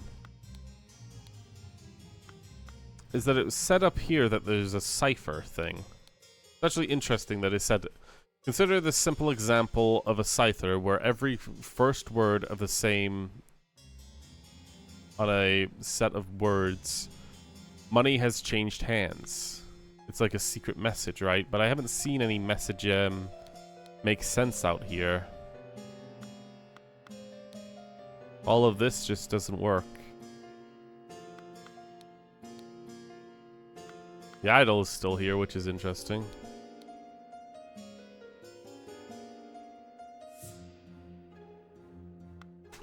Okay. There's also... Hey, Malk. There's also this key that's being hung outside the wall here, which... They're like recreations of house keys, I think? Oh god, that's right. Edmund's house keys. Which also are owned by this guy. How am I doing? I'm doing alright. I'm a little, groggy, I think. This is mainly from, like, bad sleep. Being freaking so hot over in this part of the world. But I'll get through it. I'm nearing the end of this murder conclusion. I got all the names in. I got locations of where the staff are living and where everyone was seated at the dinner table, but I'm trying to figure out how explicitly it happened and who was wanting who dead. I don't like the fact that she's got this, like, weird thing to her. I don't know, it's like a weird overacting here. But it's highly likely that a service person ended up killing Rose. Gonna lurk while cleaning up your depression room. Isn't the point of it being a depression room that it's not supposed to be clean? But this is Peter's room, and... Or, well, what's his name? Brian. This is Brian's room. Brian! And he clearly has a dislike for the nobles. So is it unlikely that he killed?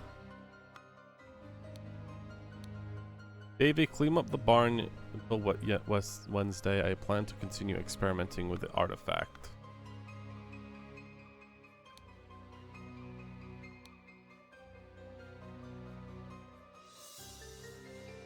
Oh Lord Steward, have hope. Wait, I truly, sincerely hope you provide comfort in these dark times when ignorance and ignorance go in hand. Trying to find like the secret note that would help here. I mean, this lady's the one that prepared the roasted boar and the food, I guess. It's just gross, but I feel good to actually clean today. It's true. Sitting in a, like, trashed up, messy room can suck. And when you see it all cleaned up and, I don't know, lighter, I guess, it just feels like it's a lot less weighed down. That's how I feel anyway whenever I do it. Poisoned the something and hid the necessary key. Rose sat here, and of all the things that were poisoned, it was the tonic. Yep, it was the tonic. Okay. The tonic was poisoned. Meaning, chances are, Edmund was the one who was targeted, and he didn't drink it. That's why he didn't die. If that's the case, it really has to be the one serving. Although, the bag is being lowered from the top of the... Oh my god, I can zoom in. The bag is being lowered from the top room, which we've established is Ada Baker. I think I got it. Ada Baker is the one that killed... and hid the necessary key in a bag. Someone wanted Edmund Cloudsley dead, and thus Ada Baker poisoned the tonic and hid the necessary key in a bag. Who wanted him dead, is the question. Oh, it was some of these. It was his notes. I'll have my friends and I will deal with you swiftly if you dare cross me. George Briles, it could be the Brotherhood or the Vanguard. Soon you will pay for your sins against common folk with blood. Okay, I'm gonna guess Final Vanguard. Oh, close. Let's put in someone else just to see. Oh, it wasn't the Final Vanguard, so George Briles? Not correct. God, we're getting close. Peter Battleby? He wanted money. Final Vanguard and Brotherhood of Masks.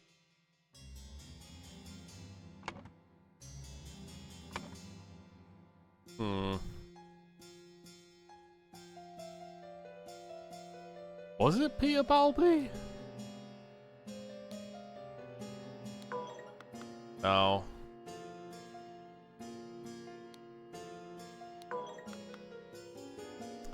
What about David? David Goran. It's gotta be someone. I think everything else is correct. The fact that it's yellow is saying that it's correct. So it has to be something here.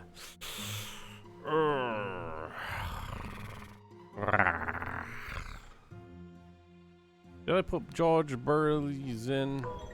I did.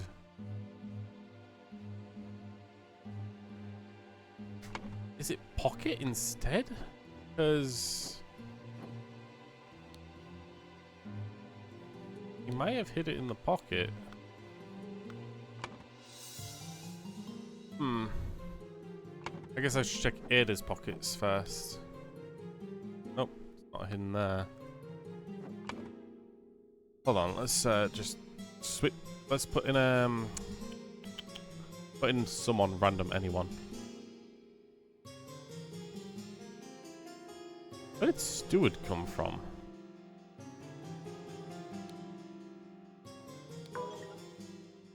Just change the bag to pocket.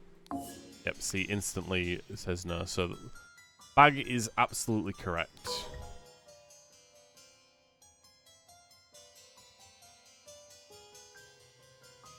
This final one, man. Could it be Lothstar Richards? Little Pip? The little monster. Ada Baker? Oh. Lucas Smith? Rose Kubert? Nope. Mary. It was Mary the entire time. Nope. Okay. I'm just trial and erroring this. I can't say words. Someone wanted the idol. They wanted him dead. And thus, I need to figure that out. Send him to the center.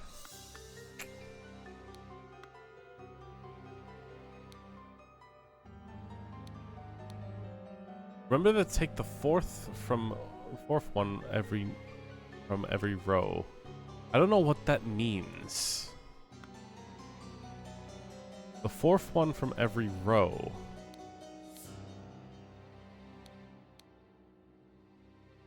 Or we will unleash your stewards upon you. Brotherhood of Masks. One of our stewardess.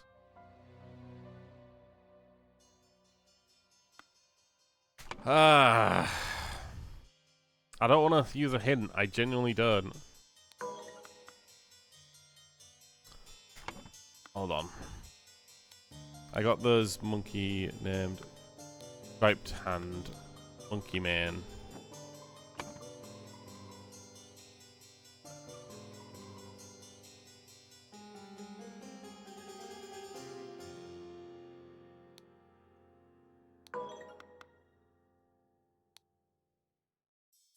This doesn't make any sense. Oh my god, Darkhand Steward? How did that work? Oh, there was a coded message somewhere? Oh, I need to check that message again. I got that through trial and error. I was looking for that coded message everywhere. The scroll has been fulfilled. No hints accessed. The fourth from every row. Okay, it was the fourth one. Fuck, I need to check that letter in her thing again. I'd probably get it. Ada Baker received encoded instructions from Darkhand Steward to poison Edmund Cloudsley. Used her ability to move freely throughout the rooms while cleaning and made a copy of the key to the medicine cabinet. She used a syringe to poison the sealed peptic tonic bottle. However, during the party, Rose asked for the tonic and drank it first and died from poisoning. Alright, I want to quickly look at that. It said, use substance to remove target. Sincerely, Dark Hand Steward. Oh, wow. Clever. That's actually really clever. Okay, I can't even be upset about that. I got it through trial and error, but fuck, man, that's tough. Okay, return to the scenario selection. All right, final one of chapter 2. The explosive events in the forest cabin. This looks wild. The explosive events in the forest cabin. Well, hello there, horsey. Perhaps I can look into your little saddlebag. We got henchman for hire in Timberbrook region. Billy Cracker. That is a silly name. Oakwood Gang, brawler and robber. Hardy Abe. Burkham Workhouse. Brawler has a cart. Little Billy. Okay, Billy Cracker, Little Billy. Hobbs Gang, burglar enters through Chimleys. Jack Nails. Timberbrook Inn, burglar pickpocket. Or picklock. Alright, we got a gang of 4. Box of confectionery. And a bunch of hats. I mean, I'm a TF2 player, man. I know the love of hats. And I'll be honest with you, I get it. I get it. I get why you'd want that picture with you. Okay. Oh, it's her again. And another dead body. Oh, this is the, this is David? Which chapter was this guy in? Was it fast one?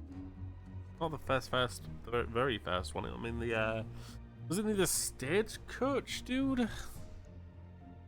Oh man, the man is breathing but appears to have lost consciousness. Oh, this is David from who we never saw in the last chapter. Okay, the names are repeating. Jesus. I do not care what you mean to use to acquire what I need, but I remember to be discreet as always. Note that I do not want it to decayed. The more recently it has died, the better. Oh, great. Edmund, you are being really fucking weird. I'm glad I used your picture down at the bottom because you genuinely are probably the most important person in this plot. At this point. Right, because the, William had the thing stolen, the idol stolen from him by Evans. Oh no, by Ash. And then somehow the idol ended up in Edmund's clutches? Which I don't know how that works. It feels like we missed a spot here. One of the old workhouse geezers croaked yesterday. I will arrange for a cart to move the corpse if you send me directions. And be quick before they bury him. I do not want to dig up that stiff. Okay. Man is breathing but appears to have lost consciousness. Okay, he's not dead. This isn't the dead man. Loaded pistol.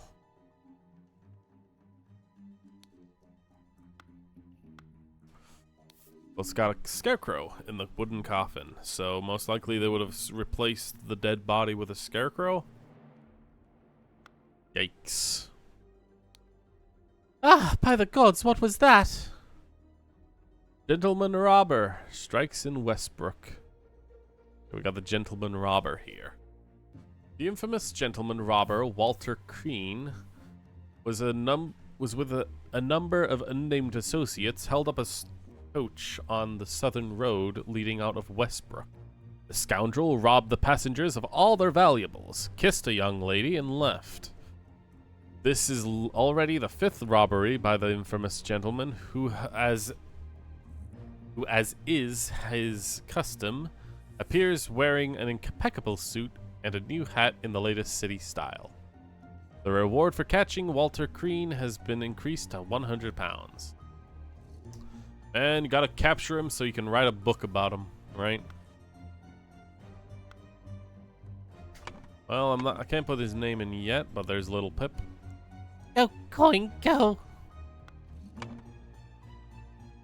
Well, Little Billy is probably his name. Being that he's part of the rogue gallery, right? His coin, most likely the dog.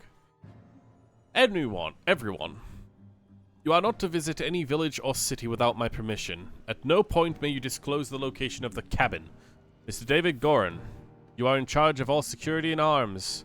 Miss Lucas Smith, you are to taste any food you cook before it is presented to me. Little Pip, you are in charge of the Black Bestia and Golden Doubloon. You both must be fed daily. Okay, so they're the animals. Edmund Cloudsley. Ah, so this gang was used by Edmund. So one of the two here, Black Besta and Golden Doubloon, is most likely what he referred to as coin. So another animal needs to be fed, and it's the name Black Besta. It's not Little Billy, it's Little Pip.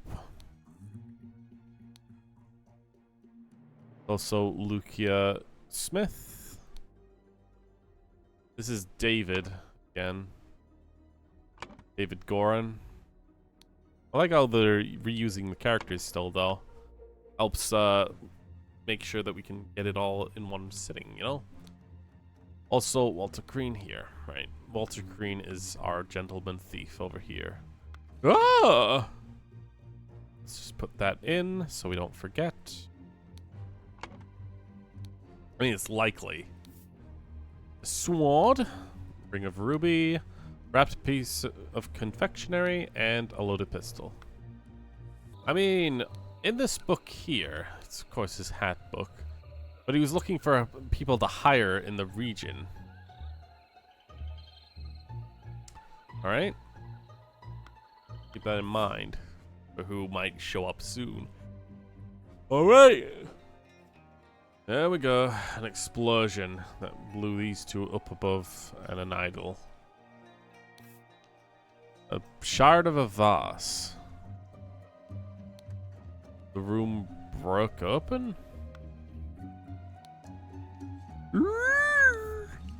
Blob. Oh, yeah. So the door was busted open from outside, I guess? Oh, we got another family symbol here.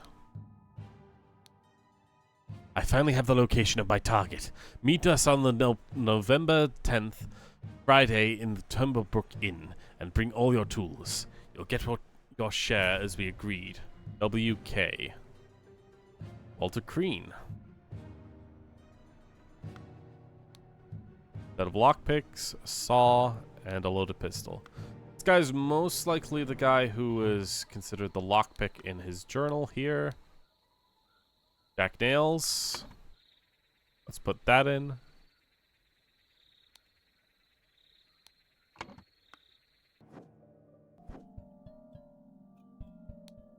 Of course, got the idol with a set of different sets in here. A small weight that is tied to the pull-down lever at the back of the idol. Oh, so someone set a little trap. Interesting.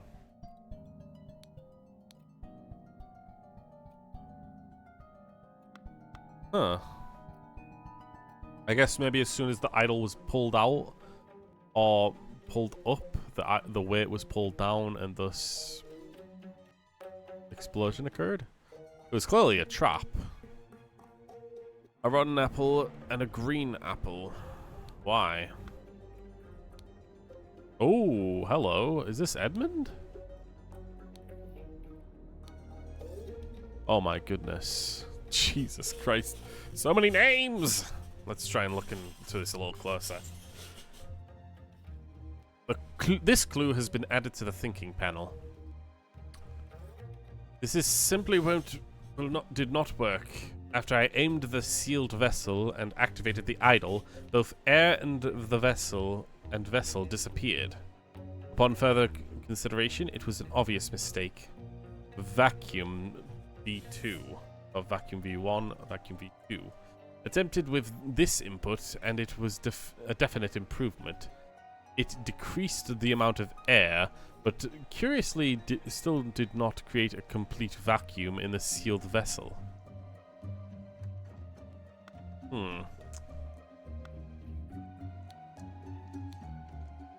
Gold filtering? I mean, we've got to look at what was actually written onto the idol itself. They just do that. Yep, it was the vacuum.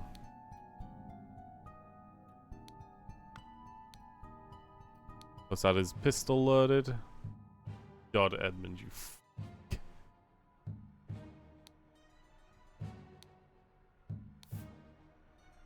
What the fuck? Yeah, I know, right? This is getting wild, basically. Essentially, this idol can basically do magical bullshit. And, like, this dude's kind of just going a bit insane trying to figure it all out. I don't even know what's happening in this one specifically, but we'll figure it out eventually, I'm sure. The target must contain some gold for this to work. Seawater is a suitable target, for example. However, a great deal of seawater was required for this to yield any significant amount. Perhaps I should try it on a ship in the open sea. First step, get gold by aiming at the target. Second step, aim at the empty vessel and to retrieve it. Oh. I see. So it's just extracts gold from anything and anything it's pointed at. Yeah. Unknown effect, 14. If the implications of this are what I surmise, this could be the tremendous discovery. Why is there a wiki link? I wasn't talking about the game. I don't know what the wiki link was specifically. But I didn't bother checking on it.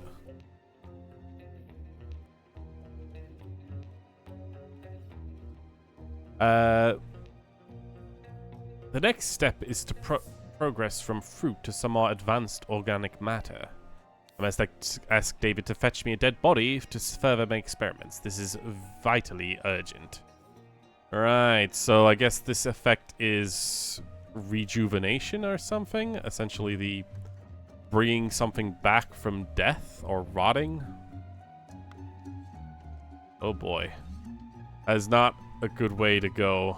I feel like that's a very slippery slope to some really bad outcomes. Spontaneous combustion. We saw this already. You cannot combust the target if you have not performed the freezing beforehand. Interesting.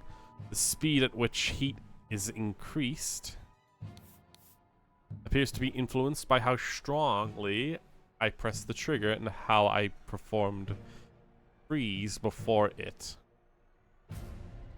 Freezing. Observation. Freezing the target rapidly can create curious side effects. For instance, I should be careful when freezing water in a sealed bottle. It exploded and glass shards flew everywhere.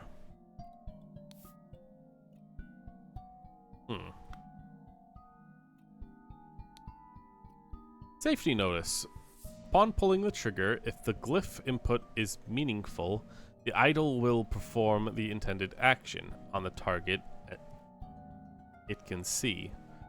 If the eye is red, it's ready for J input, and it will turn blue afterwards. If the eye is blue, then it can only perform .J input, and it will turn red afterwards. Okay, so it's like a The wiki true or link false is about statement? the Latin phrase nota bene, which means note well. Okay. So I guess... Oh god, that's a bit Don't awkward. ask how I know, I just know. So I guess it was red when it was about to perform the J double dot, and J double dot is vacuum 2. Oh, it had to be...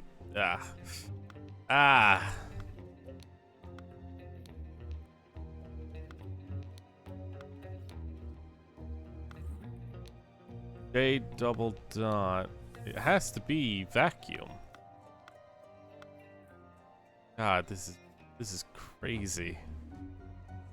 I've gotten everything apparently to solve this. Bit wild, but okay. But yeah, this guy's definitely Edmund Cloudley.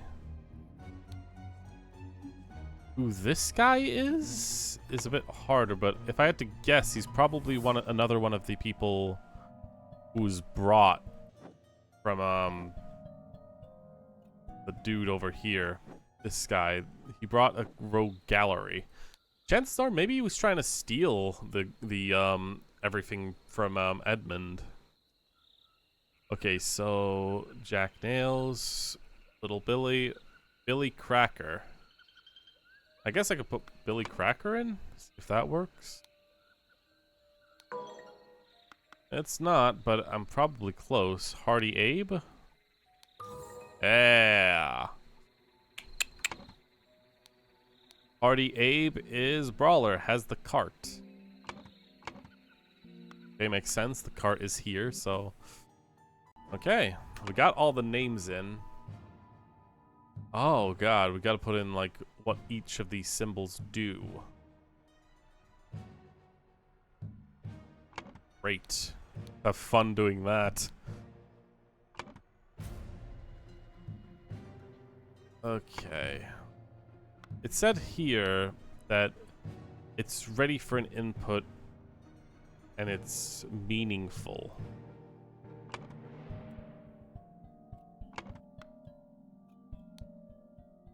But that is both air and vessel. This means like 1 and 2, or like stronger? Oh god. Let's go for the easy one. This is gold. This means gold. I was about to comment that your voice sounded different, but it's just an ad. Yeah, sorry. Yeah, I know. I've got ads playing all the time now. I try to, like, see when it happens, but sometimes it's very vague, whether or not it's happening.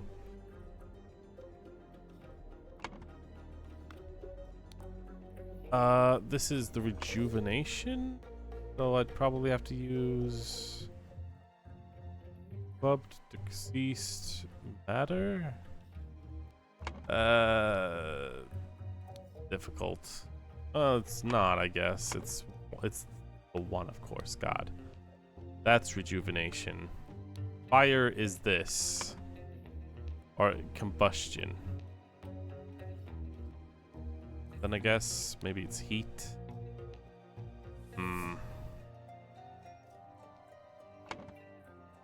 Air, weirdly enough, or vacuum doesn't really have a symbol, but I guess we can put it on that one.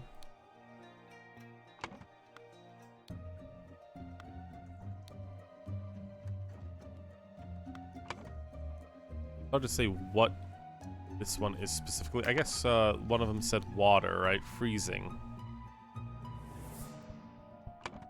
So that one possibly is thing.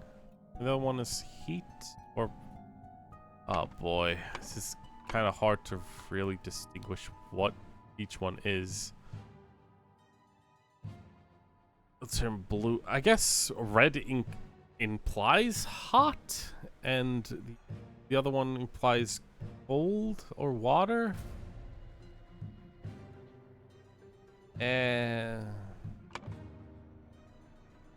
Oh, increased is probably this. Decreased. Then again, one says ready for that. Afterwards. Yeah. Man, I got multiple runs wrong. Maybe if I put it like this, increased and decreased from here.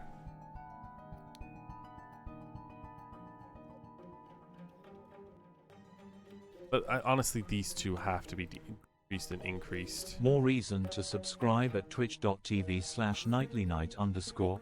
That's right, baby, it's sellout time. That was so you won't have to see ads while watching this live, and you can also get some nifty emotes. Yeah, that I haven't made yet. Totally. Let's wait on that for now, and let's try and this a bit more, because this is so much harder. The murder mystery in the mansion was way more easier than trying to figure out fantasy idol research papers. I got the gold one, definitely. That one is a little harder. Like, I don't get what the hooks truly represent. I know that it's like a difference of state, the color is on the gem. And it's said that if the glyph input is meaningful, the idol will perform the intended action. What does meaningful mean? Subscribe to NightlyKnight_ now for cool perks. Emotes not guaranteed. They will eventually. Don't worry. Sometime in the future I will get them done, because I've got a list of like ideas I've got for each tier. I just gotta get around to it, especially since some of them are gonna be animated.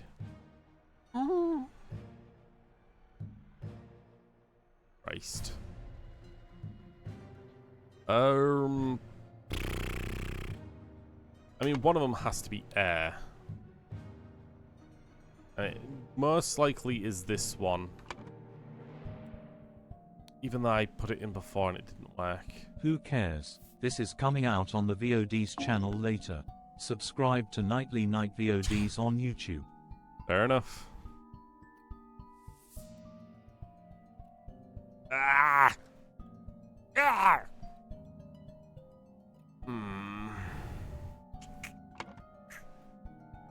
Attempted to decrease the amount of air. It decreased. Switch them around. Just put this in. No, it's still multiple wrong.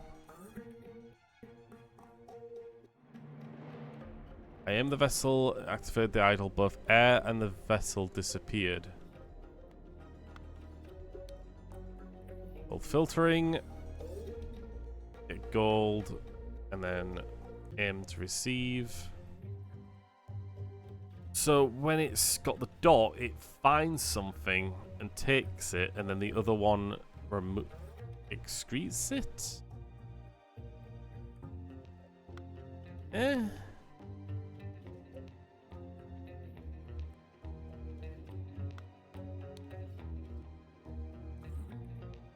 On pulling the trigger, if this glyph input is meaningful, the idol will perform the intended action. I mean, I think that means that if you put in the idol thing correctly on the intended thing, right, and it does the opposites here. So it does the combustion and then freezing, so it goes in between the two.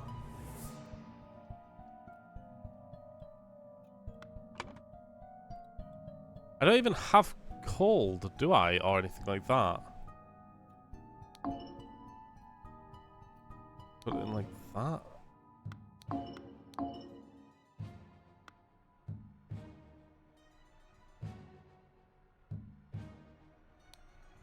Be like this.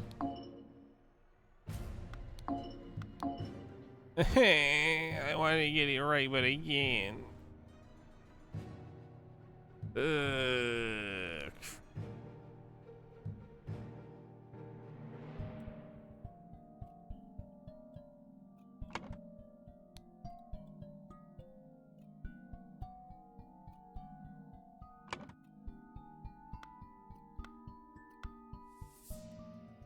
It feels like these three are correct.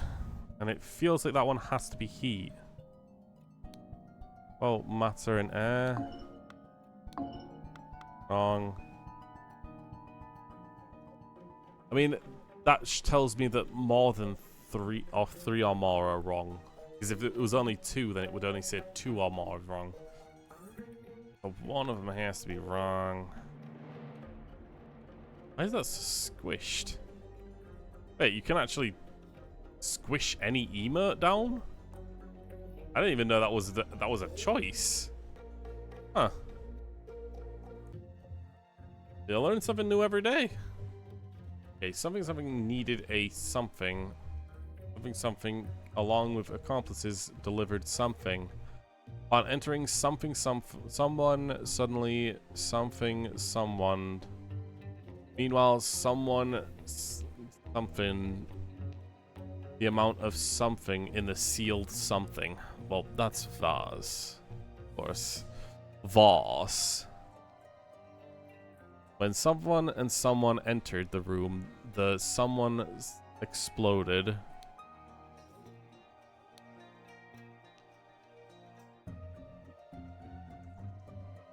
Air?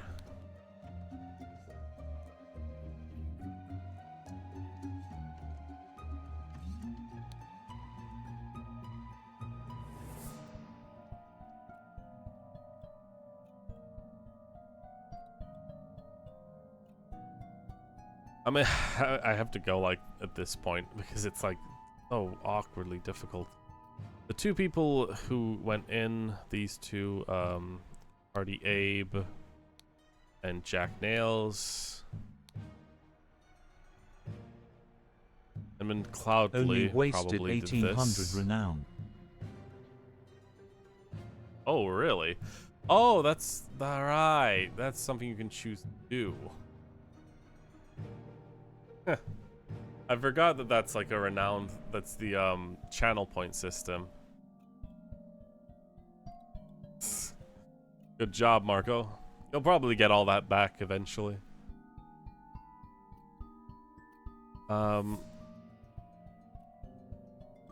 Did a corpse.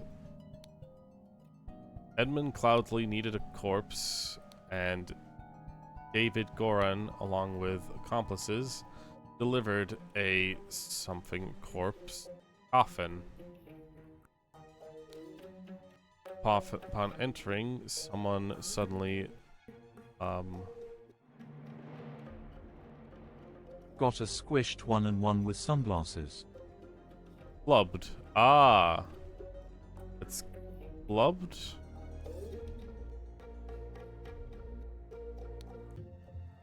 Was most likely Hardy Abe clubbed David Goran. Ah, close. We're very close. Something is wrong. Something is wrong. If I changed that, yeah, it was a coffin. I see. So the corpse inside the coffin was supposed to be a corpse, but they lied and put a scarecrow in. So this was like a band of people who were trying to steal from Edmund, who paid them to get a corpse. Maybe it was Walter Crean? Oh, it was definitely Hardy Abe. Drink water. Become. Okay.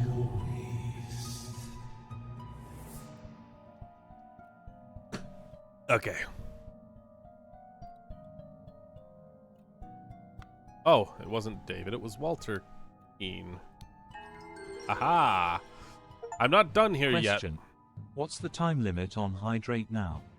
I think it's half an hour now, because the amount of times you were doing it, Marco, was ridiculous. Pretty sure I set it to half an hour. So at most you could like do it maybe 6 or 8 times a stream. That way I won't have the same constant drinking of water. In the meantime, though, I want to get this fucking right. I want to get this right. Oh my god, I'm probably going to look it up because I don't want to possibly ruin a possible achievement. These names aren't necessary anymore. They don't go in, but this stuff does.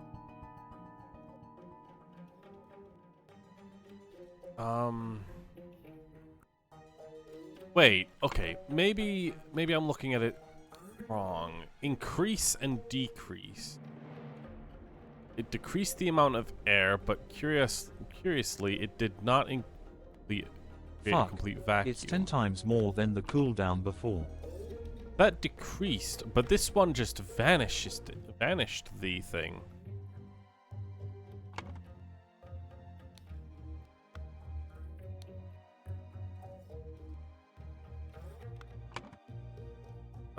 Maybe I'm wrong.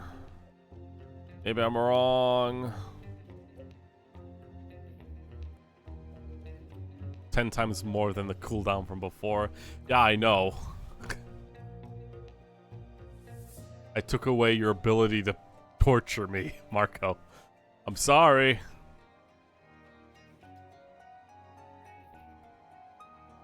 Is that going to be exploded? Because it feels like that should be heat, but again, it was used in the freeze as well, which means that it can't just be heat.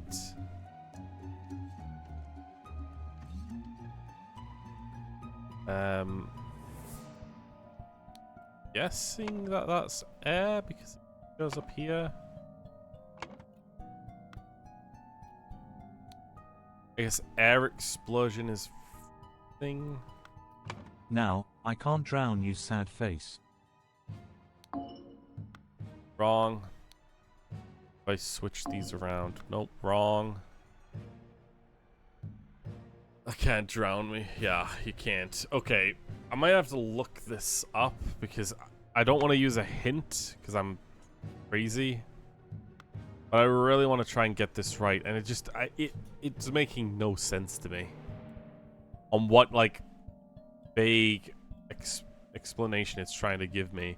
Because I'm trying to like interpret it of like, oh, this one takes away, and this one replay or like excretes it, and like one takes, one gives.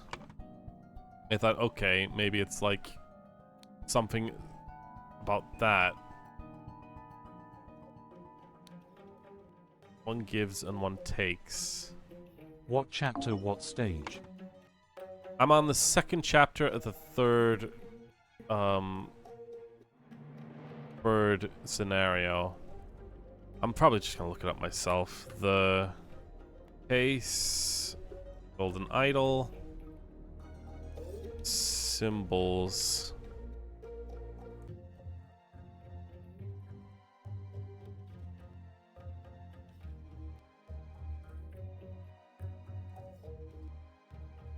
Okay, let's go down all the way because god damn it. Okay. Apparently it's like this. So gold.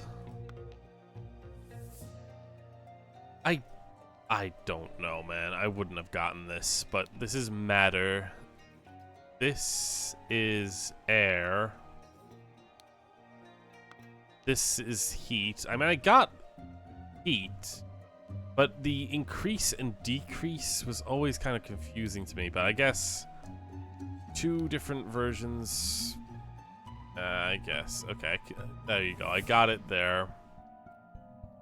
I was just kind of like trying to figure out what it meant by all of that. But yeah, okay.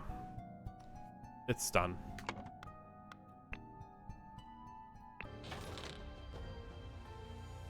And let's find out. Then, Sir Coroner, the bandits accidentally set off my master's laboratory chemical ingredients. What happened afterwards? I managed to fend off the rest of them, but my last Master Lord Edmund Cloudley got caught in the blast and was severely disfigured, which severely disfigured him, and soon after he died, blessed his soul. Oh, so Edmund ended up dying eventually.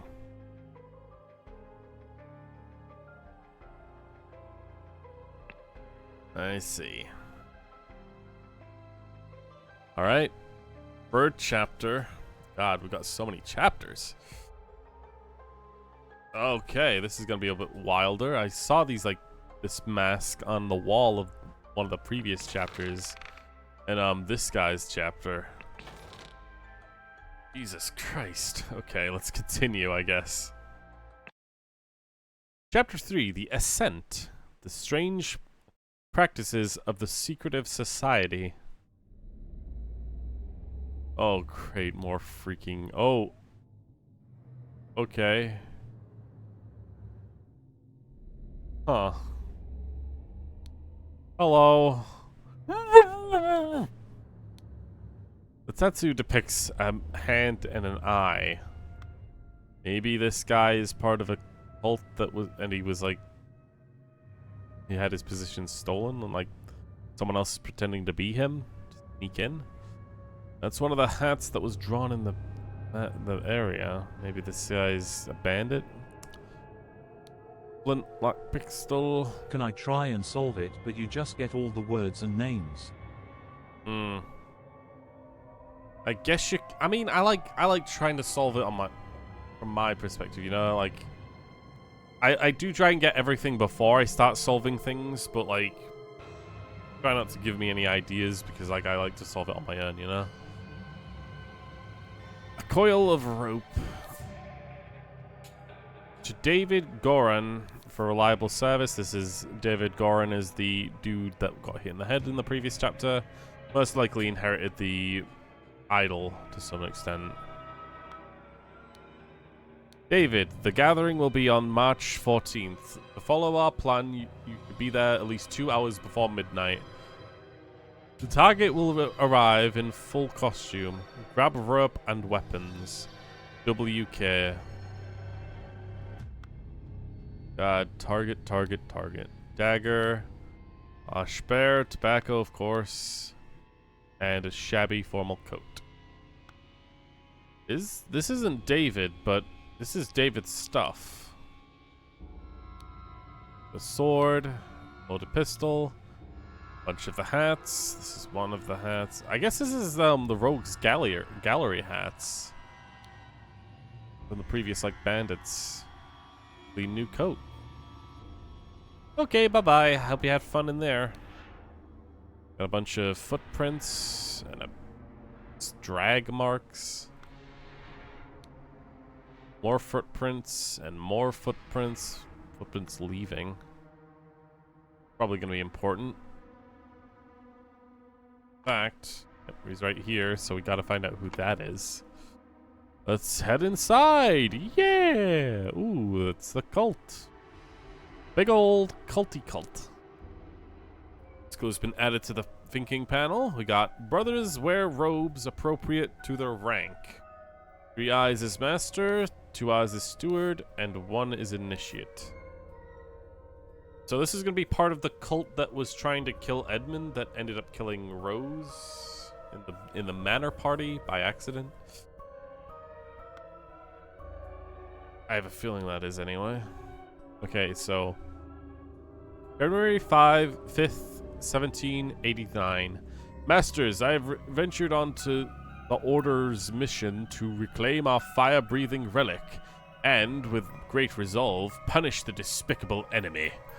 I, with a few brave companions, fiercely entered his hideout in a remote haunting cabin, but the devil had prepared some treacherous trap, and an explosion slaughtered my dearest friends as we entered his study. Right, so this is Walter Crean, right?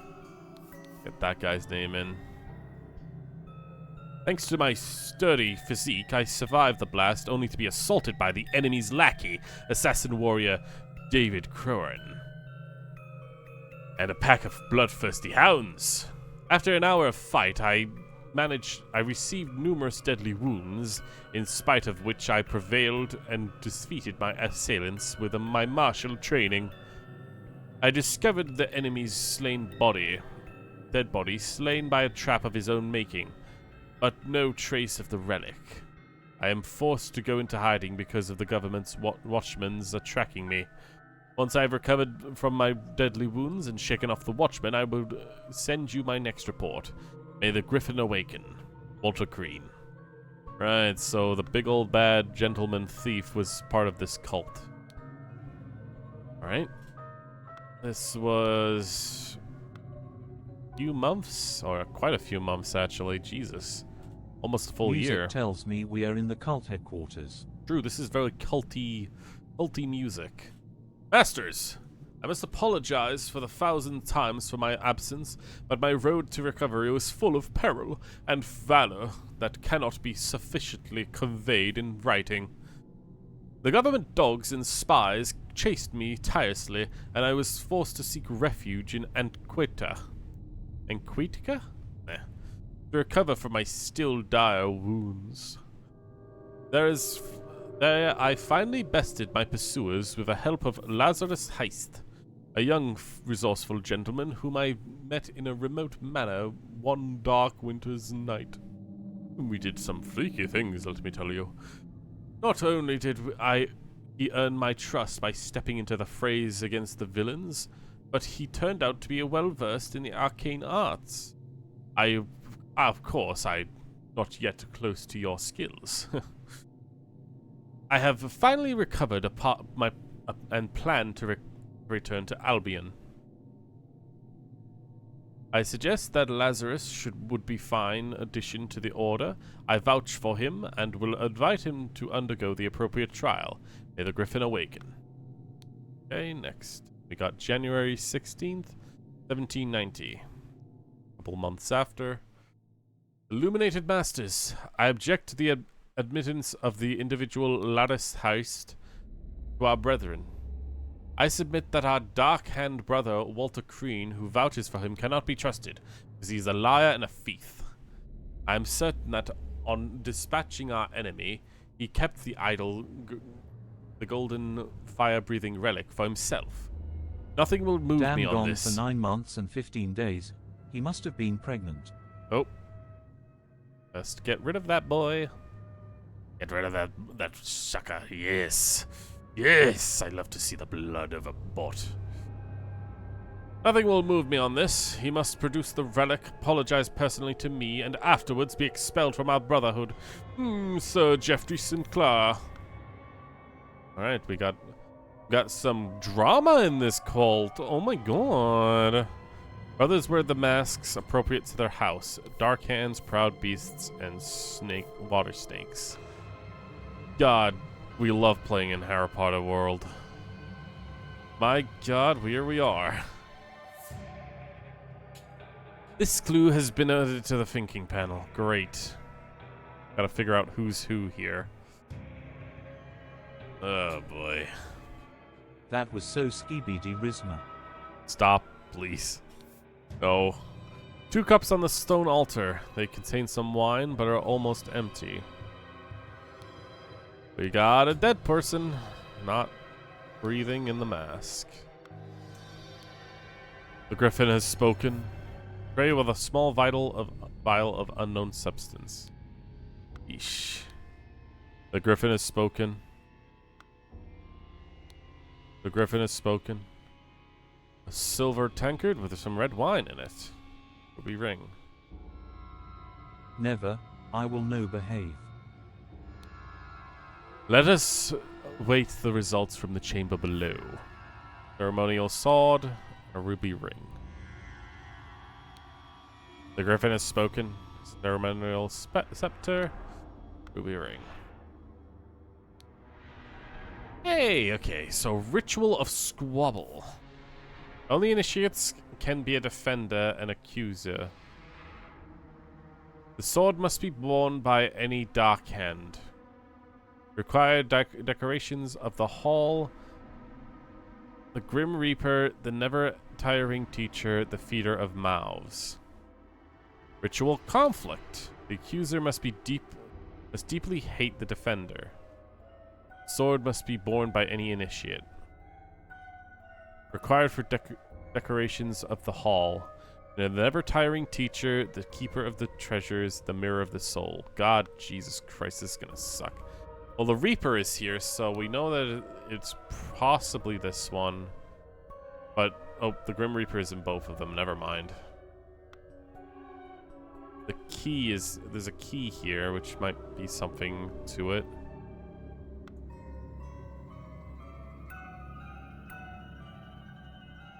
Oh, ad break. Let me take a little moment to stretch a little. Ugh. Okay. Another set of them, of course. Ritual of Dispute. Only stewards of higher rank can be defender and accuser. The scepter must be borne by Water Snake Master. Required decorations in the hall, the Keeper of Treasures, the Never-Ending Teacher, the Grim Reaper. Ritual of Discord. Whooper?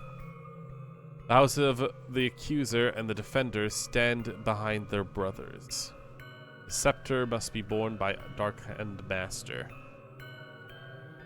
Required decorations in the hall, Grim Reaper of the Blind, the Speaker of the Blind, the Grim Reaper, and the Keeper of the Treasures. God, this is gonna be a lot of, like, discerning what is being seen and used here. Oh, God. Where is the information of this? The 3 eyes, the 2 eyes, and the 1 eye.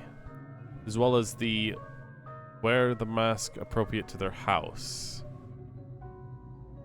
I guess maybe these are the snakes, because of their mouths being very jagged teeth. These guys are probably the hands, because this guy looks more like a lion-esque kind of dude. Proud beast. Let's see this. So, done when an accuser has challenged a defender. Both drinkers must be barefoot. The substance is added depending on the severity of the accusation. Includes deadly poison. Add substance to one of the cups. Defender chooses first. Accuser chooses the remaining. Both partake in the wine cups. It's kind of BS if you're friends with the person putting in the poison. You're like, right is always right. But I guess, yeah, if I had to guess, these two people are probably, including Jeffrey St. Clair and the bandit man, who are both at odds with each other. That's my guess. We'll probably gotta figure out who's who here, which sucks. Oh. Okay. Who's been added to the thinking panel? Man with red house on his back. Number 1. Number 2. Someone without a mouth is trying to eat like a fool. Number 3 is a fish inside a house. Then 4 is man outside in sunny, warm summer, and man is freezing without any coat on the outside. Prepare to receive what you have earned. Oh boy. There's gonna be Proudmoore, and he's gonna get a sigil of something. Oh god. February 10th, 1790. Brother, a member of our order has proposed a new candidate to join the Brotherhood. Our brotherhood's trustworthiness, however, has been challenged. Therefore, we have decided to take measures to resolve the fate of these individuals. If the brother proves himself, he can vouch for the newcomer. If the newcomer survives the appropriate trial, he will join our ranks. You are summoned to join the gathering on March 14th and fulfill your role in the rites of the Brotherhood, Council of Masters. Alright, I mean, is it the same cut? No, it isn't. These are probably happening at the same time, instead of like one after the other. I have been signaled to Griffin who I am. I accept my fate, whatever it may be. This is probably the friend who was going to be inducted into the cult.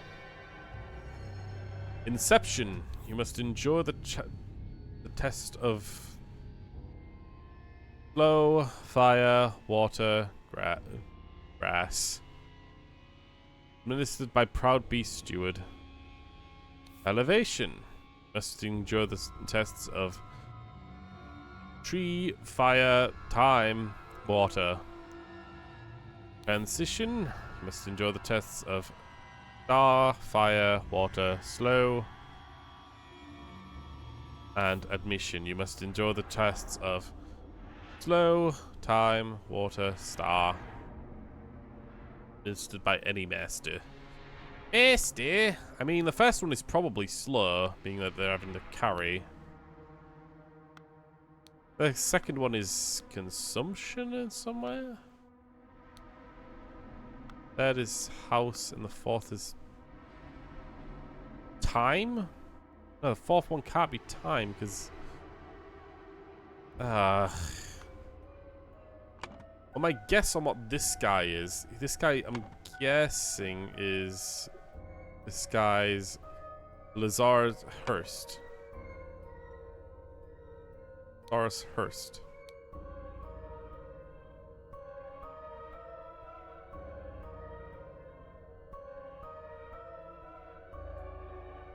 I don't know who this is. Oh, he's a level 1, so he's an initiate.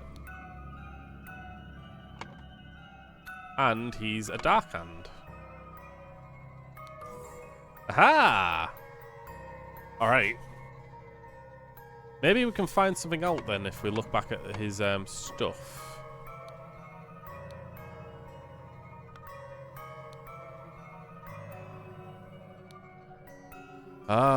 So David, gathering will be on march. Following the plan, you should be there 2 hours. The target will arrive in full costume. Grab the robe and weapons.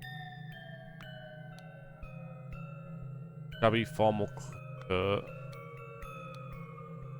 Clean new coat. So David is probably in here somewhere. He most likely took one of this dude's masks. Oh god, it's kind of difficult to tell. Eesh. Doing something was something to a something mission. Challenged, I guess? Eat along with something. Was ambushed something.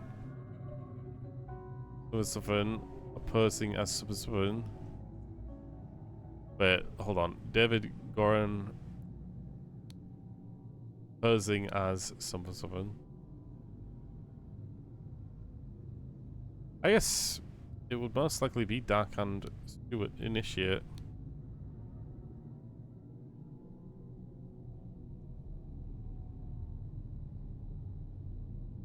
Signal to someone with a something, which something had no something.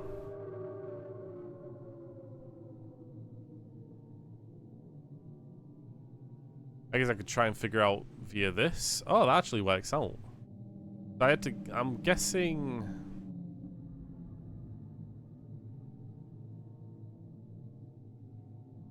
Oh, are the masks more initiate or the outfits? I'm guessing maybe initiate, steward, master, and then dark hand. Guessing the water snake and proud beast, plus maybe proud beast here and dark hand. Oh.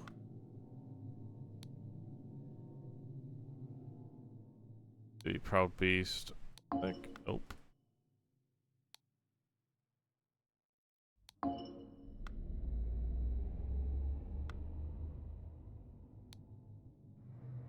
God.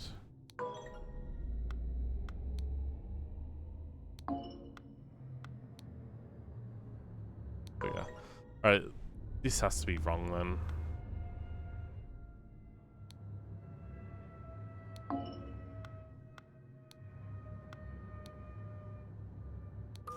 There we go.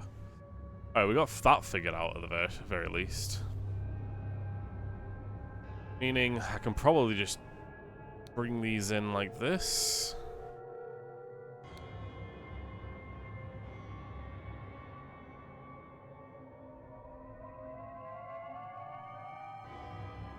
the other something and died. Anchored? Oh. I don't know.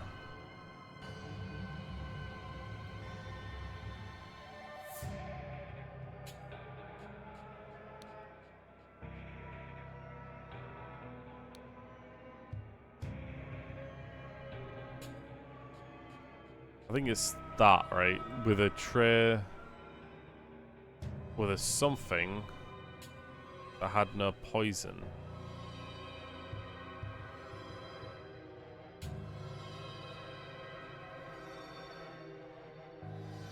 If I had to guess, maybe Walter Crean is the person he was working with, but I don't know why he would work with someone who killed his master, or why he would work with a person who master he killed. You know, that's the big question to me there.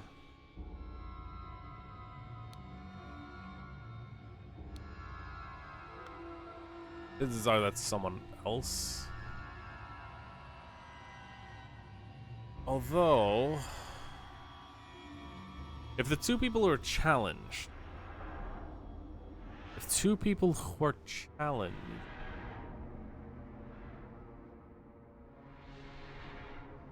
it's either okay. Walter Crean and Jeffrey Sinclair were going to go at it to see if that person could get initiated. One of them struck a deal for someone else to take his place. And it makes me think that it's Walter because, well, the two people were stewards. Was David?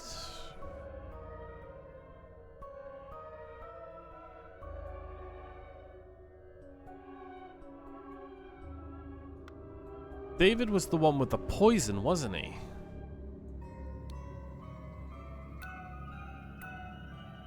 Was he? Was it this guy, the tankard? He had to be a deaf hand in order to have the mask.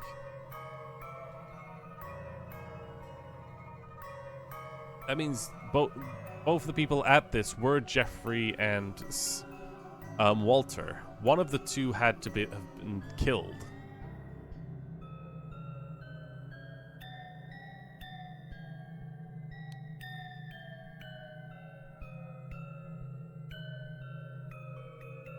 And chances are, yeah, he was the one. He tried to sway it to show which one had poison in.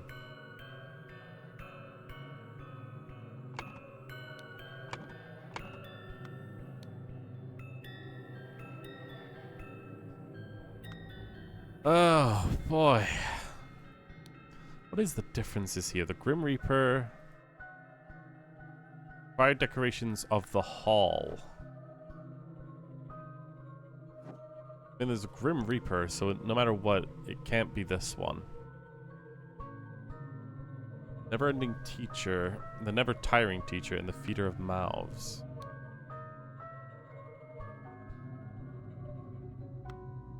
Of treasures?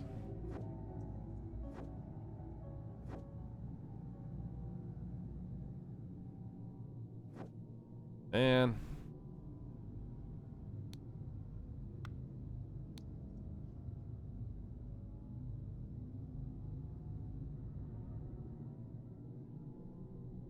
The first kept the golden relic, fire-breathing relic for himself.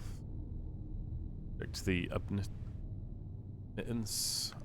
Honestly, it would probably make more sense for Walter Crean to be the one who survived, being that he knew David, at least to an extent, you know?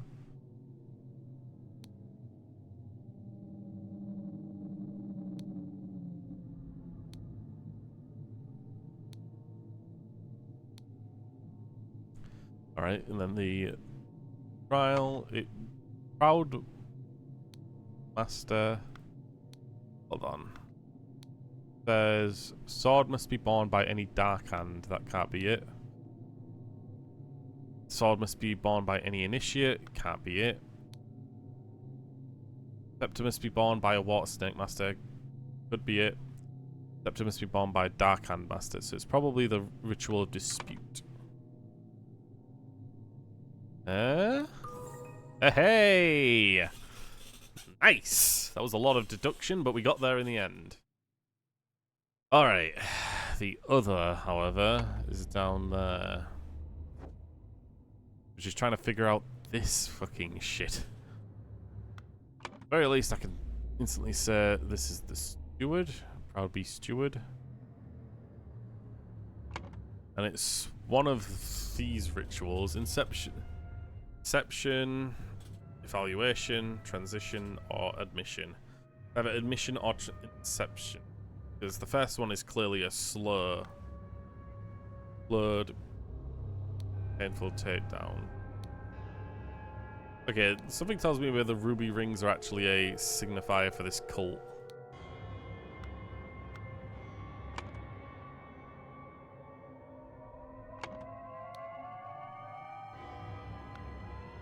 The problem is that the fourth one clearly indicates some essence of time. It might be this, so let's try Inception.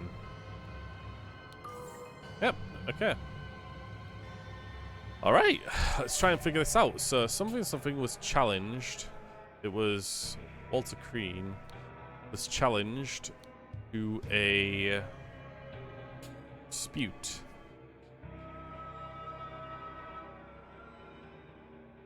He, along with Walter Crean, David Goran, ambushed Darkhand Initiate.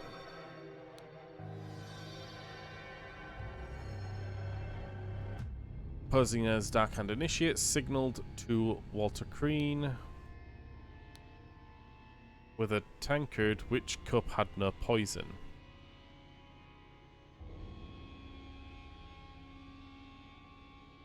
Drank, so it's going to be Jeffrey Sinclair drank the other tankard cup and died. Meanwhile, Walter Crean passed the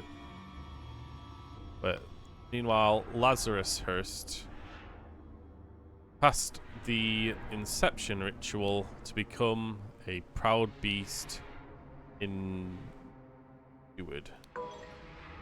Initiate. I thought it was Initiate. Man. Goal has been fulfilled. No hints accessed. Nice. God. Getting down to it, like, it is interesting, like, the way you have to, like, dispute all of this information. Like, it can become really jarring, the amount of words you're given, but eventually it comes clearer. There's a lot of red herrings you can see. After being challenged to a ritual by potentially deadly consequences, Walter conspired with David to devise a plan which would ensure his own safety.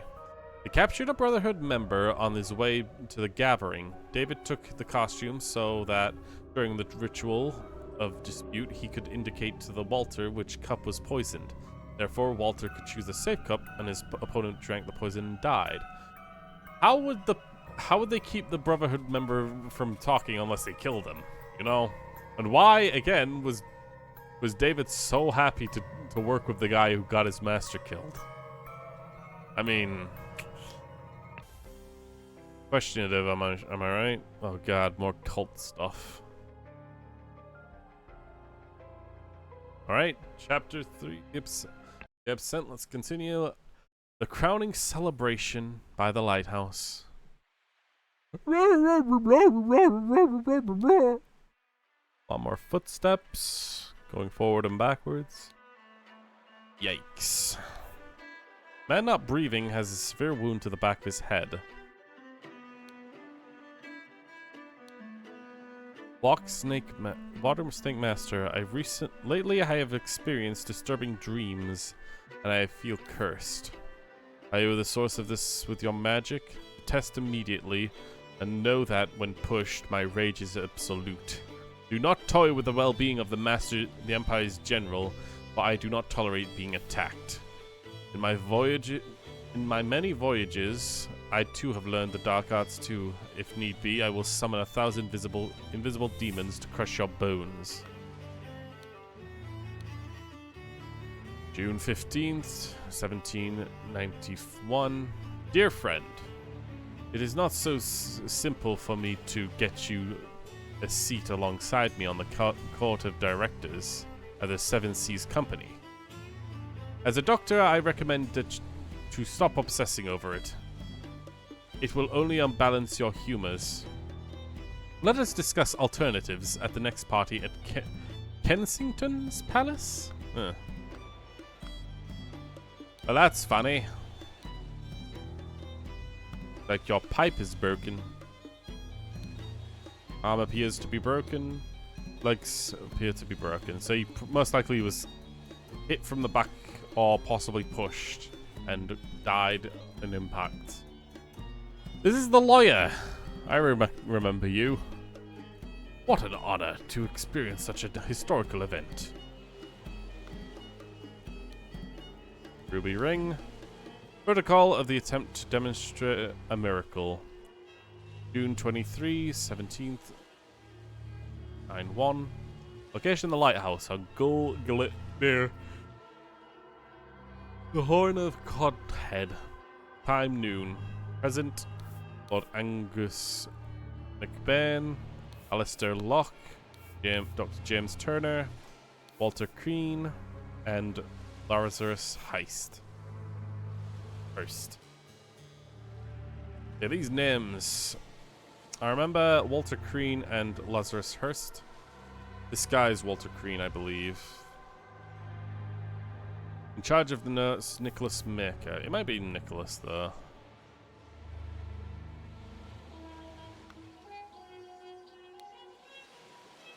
Dear Water Snake Brother Maker. It is Nicholas Maker. As the director of the Seven Seas Trading Company, I do not access work applications. Please go through the official channels so that my staff can evaluate your credentials as an attorney. Backend Master JT. Which was most likely James Turner. Bam, bam, bam. Ooh, we got feats. I guess someone went over there at one point.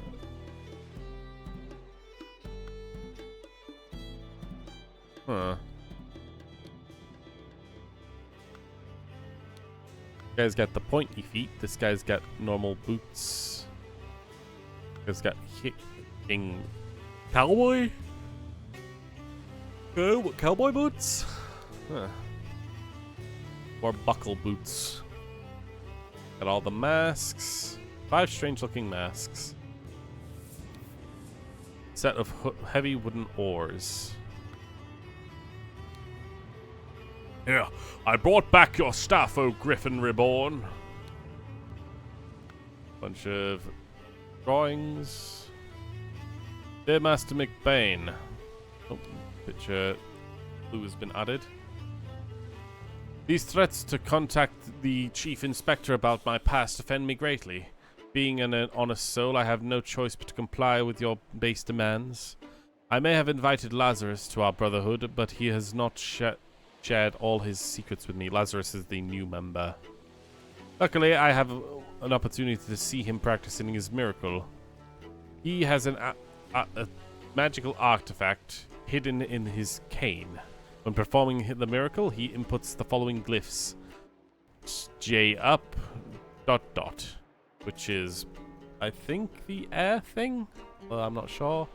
When he presses a small lever on the handle of the cane, it grants him the powers to demonstrate a miracle. I have no doubt the staff will work just as well in your hands as his. Sincerely, Dark-End Steward.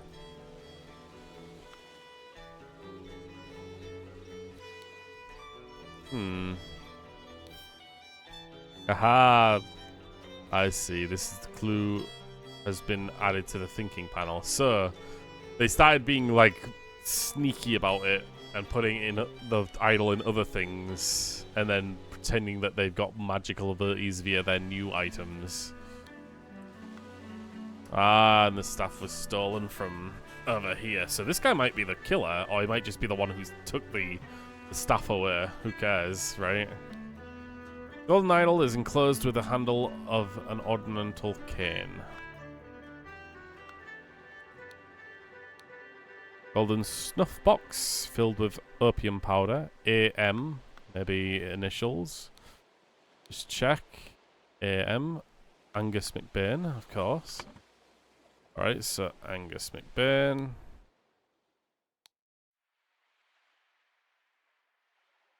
Walter Crean is here, and it's possible he's the one that got killed.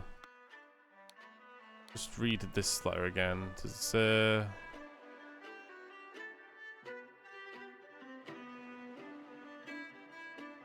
it doesn't say exactly. I may have invited Lazarus to our brotherhood, but he has not shared all his secrets. Ah, so it was Lazarus that got killed. At least it appears to be. I'll check out all the other characters first. And thus Griffin Reborn revealed himself to his brothers by demonstrating a true miracle. A silver crown with gems. Oh no, this is Lazarus. Kneel before Griffin Reborn and make him ready. And make ready. I will lead you brothers to a great many changes. Oh. Go with the Edmund. EE. Or EC, I don't know. After the dot J, that input aim at the sky, press the lever to maximum position and hold for at least 10 seconds. At this point, the idol should be full enough to perform the miracle once. Miracle hypothesis. The water works better, but the effect is not as convincing. Therefore, the main challenge is ensuring that my balance is holding onto the idol. Practice is paramount.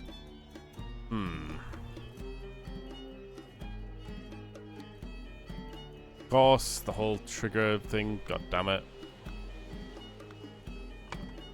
I know that you're Lazarus.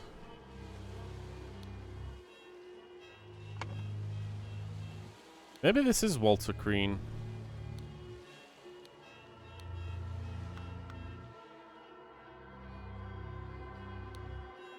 We got this guy. That was an actual miracle. Unbelievable. So there is a Griffin Reborn. Guy's got a heavy seal. Huh. So he's most likely got some amount of a political or high-ranking job. Rules? The one who claims to be Griffin Reborn must perform a miracle. Someone repeats the miracle, it is proven that it is not a miracle but mere magic. Claimant is punished with death. Oh boy. If no one can repeat miracle, the masks fall. The claimant is crowned and Griffin Reborn. Ah, so he's being given the crown because he proved that no one else could do the miracle.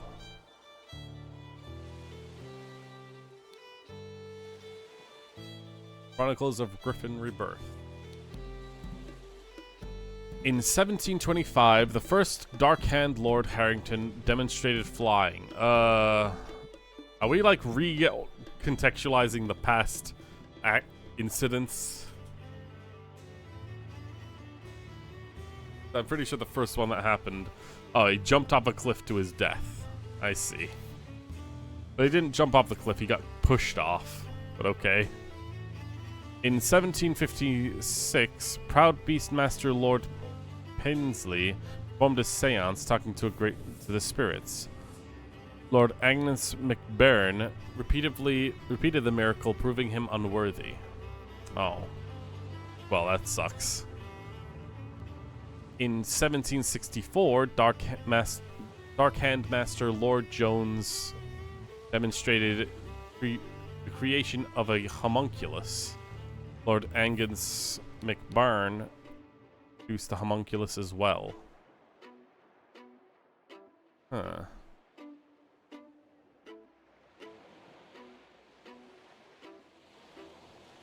In 1771, proud Beastmaster Lord White carried out the hypnosis of a servant. Lord Agnes McBurn also hypnotized the same man as well. Angus McBurn seemed to rarely do a good job of constantly getting people killed.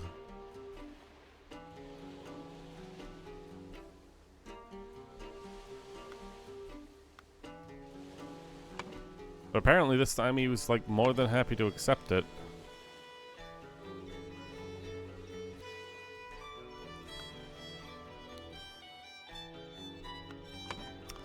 Right.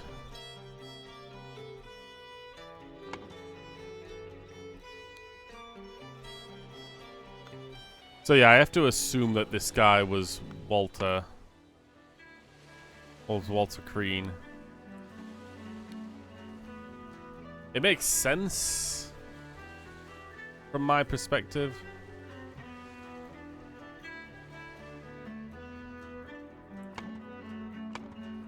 I'll keep it off for now because we could probably find something else. I refrained from making a joke about M. Preg from Marco's comment earlier, Yeah. but I was thinking about it. Wonderful. Can't get away from any of that, can we? The door was locked from the inside.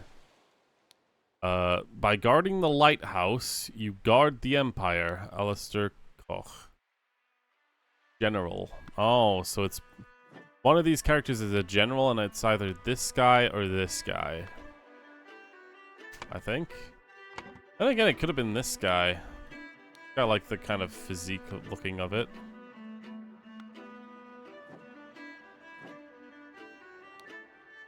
Alright. Trapdoor that connects the staircase. The top of the lighthouse not locked. Okay, we got everything apparently available to be found. Yeah, from my perspective, nobody else here looks like they could be Walter Crean from before.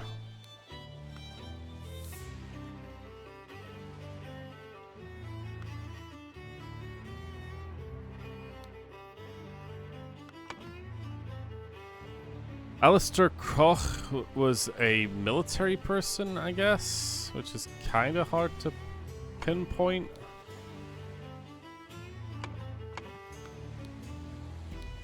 This guy having a seal, a 7 seal. There's something, so let's maybe try and find that seal showing up on something. Oh no, this guy can't be it. Master McBain? This guy is the bandit. It has to be, right? This is Walter Crean. If that's true, then if I had to guess, this guy's more than likely Alistair Koch or Angus McBain. Mainly because from the rules, or from the history, Angus McBain is the one who's been constantly killing people, basically. Or, like, proving people wrong.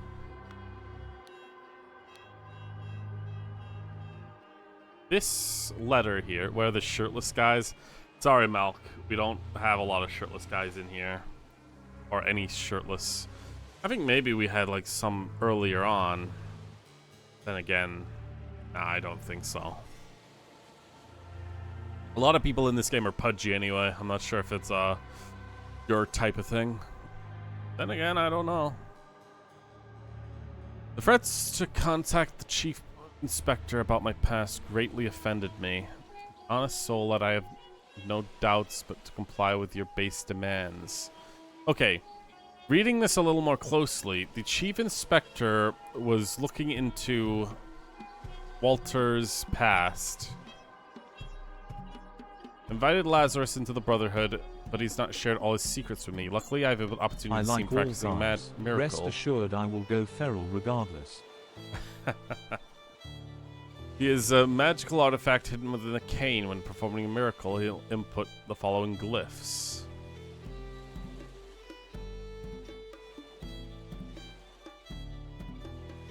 And he presses the lever on the handle of the cane that grants him his power to demonstrate the miracle. I have no doubt that the staff will work just as well in your hands as his. I think it's important then. I think this guy is actually Angus McBain, because he's the one that had the staff. Like, it was either one of the two that would have had the staff. He was most likely going to prove that it was not a miracle by doing the same miracle himself, and that's why he was killed before he could do it. That's my guess as to what had happened. So I'm thinking that is in fact him. This guy's possibly Alistair Kolk, and his guy's James Turner. Wrong. Let's turn him around then. James Turner. Alistair Koch? Yeah. It was one of the two.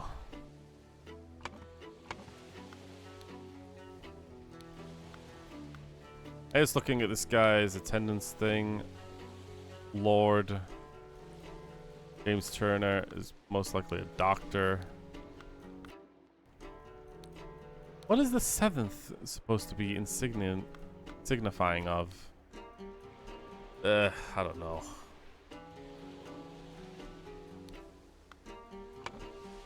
In any event, let's try and see here. So, someone blackmailed someone to find out how someone would perform the miracle of something. Well, we do know that a person... Agnes McBain blackmailed Walter Crean. Oh wait, it wasn't that. Was it? Oh no, it was McBain who blackmailed him.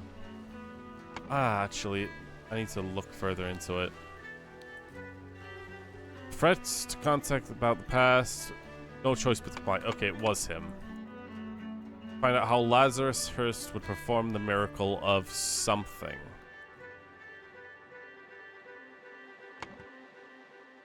Said perform the following glyphs, and we could see in here it was most likely flying.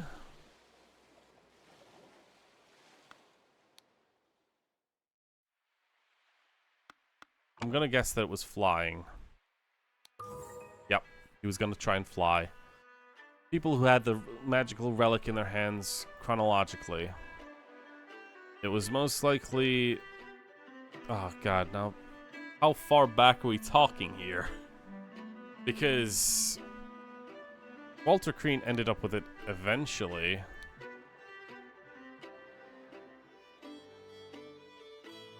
Angus McBrain had it afterwards, and Lazarus Hurst had it first. There you go. At least that works out. So he used it to make the thing happen. He was gonna prove it wrong and then got killed, and this guy brought it back. Okay, someone.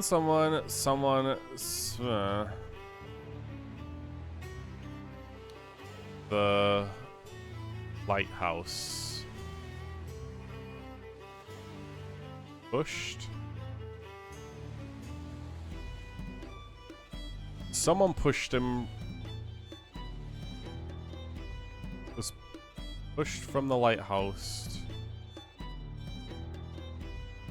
Does that make sense? Pushed from the lighthouse? Jumped from the lighthouse. Using... Oh!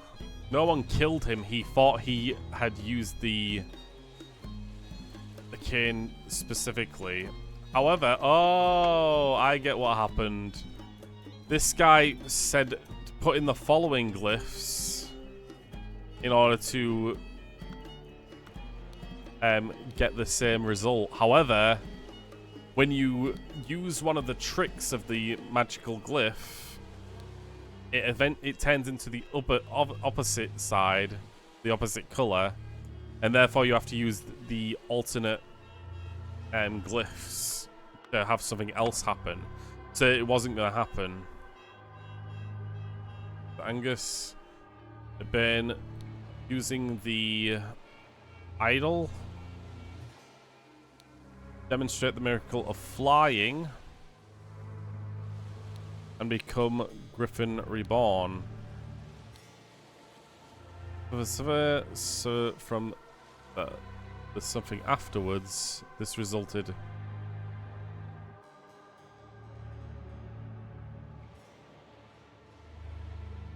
Oh, is it instead supposed to be he did it first? And then Agnes Pran jumped from the lighthouse.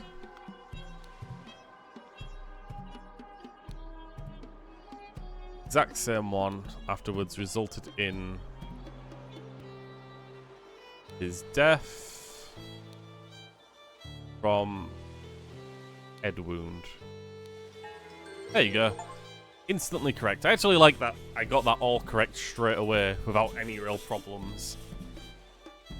When Lazarus Hurst jumped from the lighthouse and survived using the hidden golden idol, Master Agnes McBurn thought he had enough information to repeat the miracle and prevented Lazarus from becoming Griffin Reborn. He seized the staff from Lazarus to unlock the lighthouse door to prevent foul play. However, he did not know all the secrets of the idol. It did not work for him, and Agnes jumped to his death. Jesus, so that's why they were all like completely disinterested in the fact that someone died in front of them. It was like, oh, this proves it. Okay, Jesus.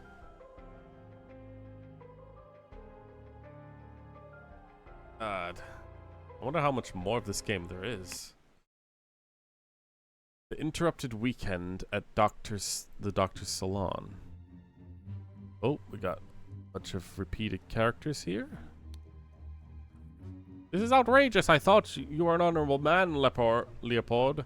Not some Antiquarian agent trying to sabotage our friendly relations with Lucruma and provoke conflict. I know who this guy's the general, but I need to find the words in order to put it in. So this guy is the dead guy, who's been added to the thinking panel. Man is not breathing and has a huge vertical wound in his forehead. Yeesh. Listen, apologies for shouting match yesterday. Let us continue our discussion at noon, Leo. Dear friend, the elections are over, so let's uphold the tradition and have a leisurely weekend at my place with you and Leopold to discuss the Prime Minister's situation. Please join us on May 12th. Kindly confirm your presence, Dr. James Turner. Oh god, James Turner's here? Oh right, that guy is here too. And a ceremonial clean sword. Alright. Let me quickly get another drink from my fridge.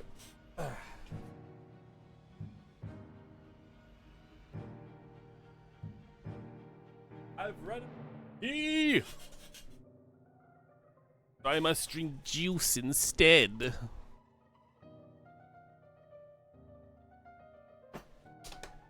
Okay. Oh lord, I did not expect something like this to happen in our household. Slightly grassy garden shears, so this guy's most likely a gardener of some kind, or I don't know. Groundsman. This is such a mess. However, we will clean the blood out of the rug. I don't like the freaking pink eyes these guys have all got. Ah, Leopold, your plan to frame Petu is sublime, but your missing button is more than enough proof that you did it. Constable, please escort this man out. Clean Dr. Southall and a clean self sword.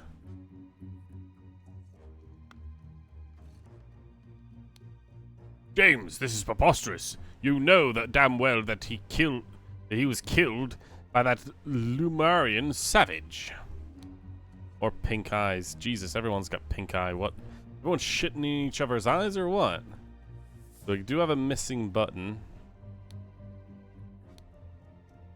Dear friend, now that the elections are over, please join me for a leisurely weekend at my manor with some good old Angus and some other fine fellows.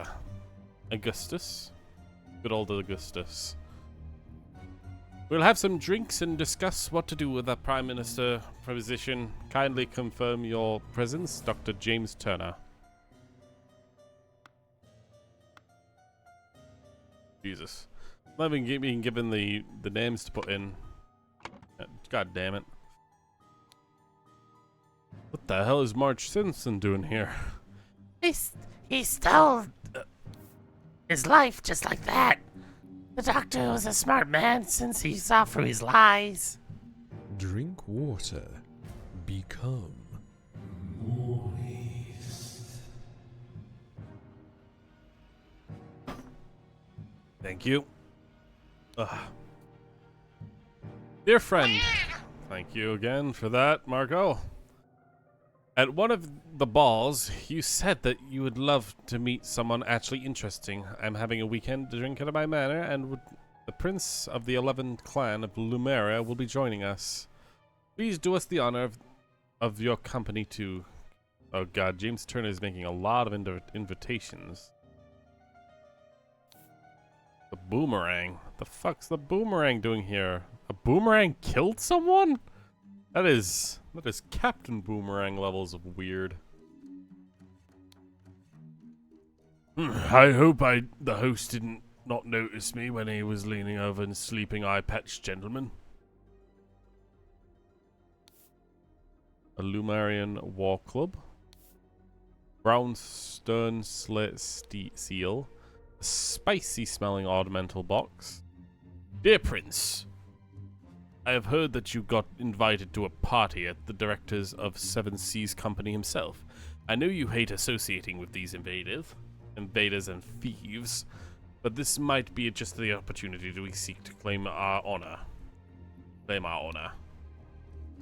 Dear Prince, as you know, I am a great aficionado of Lumerian culture. It would be my pleasure to invite a member of the Patu clan to spend Stop a slamming leisurely... the drink against the table. You know I can hear that all the way to here from I gotta Britain. prove that I'm drinking, Marco, otherwise you're gonna complain that I'm not. Don't bonk me.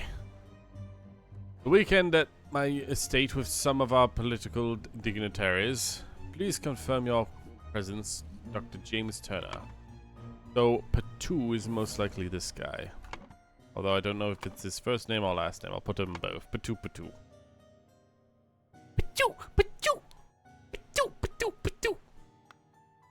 I'm not getting a lot of names for these conversations. Dear God, believe me, my lord, I don't feel comfortable arresting a prime ministerial candidate, but I must ask you to follow me. Constable number 1, Arthur Faulkner. Oh my god, we got so many testimonies. Jesus Christ, okay. Lean Constable's Pike. Alright, well at least these are easy. Alright, so Leopold claims that had a glass of syrupy with James in the library and became drowsy. As he was falling asleep, Saul Shut up. Luhrmann... We already know you're a drunkard. I'm not a drunkard. I'm honestly one of the least likely people to get drunk at something. I don't really even drink all that much socially anymore. Thank you. As he was falling asleep, he saw Luhrmann observing him through the glass door. Mariam woke up, found Butler on the floor asleep. Woke up the butler, entered the salon, and found the body. Upon inspecting the weapon, deduced that Luhrmann was the murderer. Instructed the butler to raise the alarm. Who's Leopold? Let's get the people that we do know exactly. So Alistair claims in the morning he practiced chess at the chess house and educated the butler on his lack of military training. Sometime in the afternoon, Dr. Turner arrived and sent the butler away. Then they played together, and he was very close to winning when the alarm was raised. Alright, let's put Alistair here and Turner here. James Turner. He drank a glass of sherry and Blickard in the library in the morning. Then he went to the chess house where he found Lord Alistair and the butler, ordered the butler to clean up the library and get rid of the bad sherry. Spent the rest of the time playing chess with Alistair until the alarm was raised. Played together.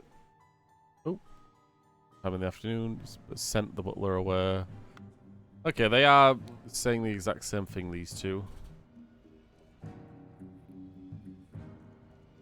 The master of the house led the interrogation of the suspects. Alright, so we got James at least. Could put that in. I'm bored. Malk, you got any pictures of guys I can look at? Oh my. Margot, are you coming out or something?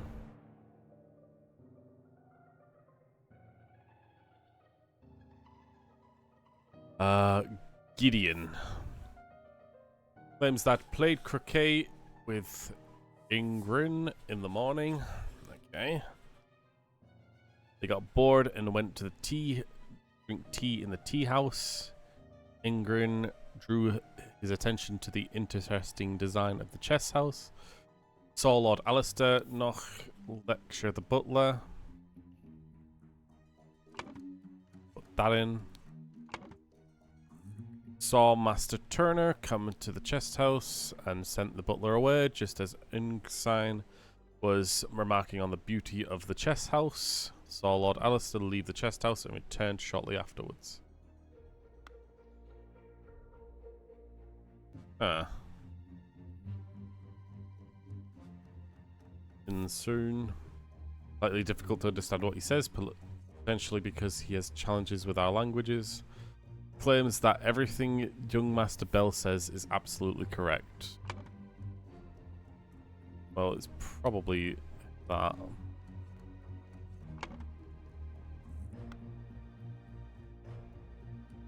Got Billiam.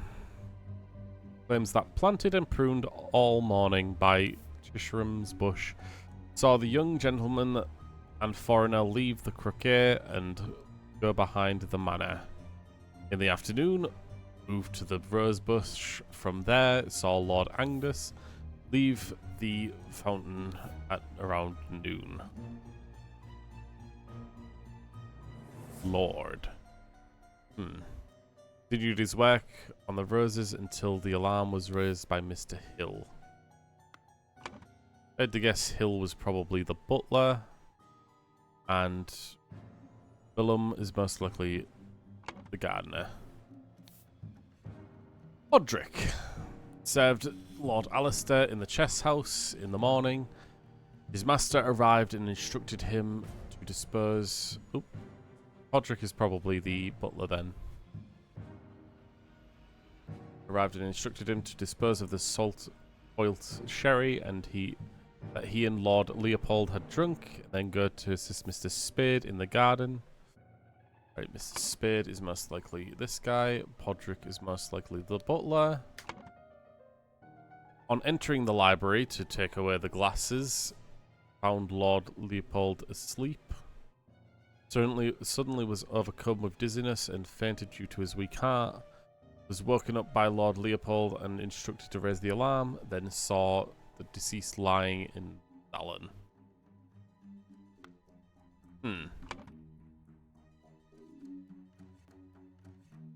I didn't put Gideon on anyone yet. Played croquet with Ingrid. And Ingrid was placed as this guy.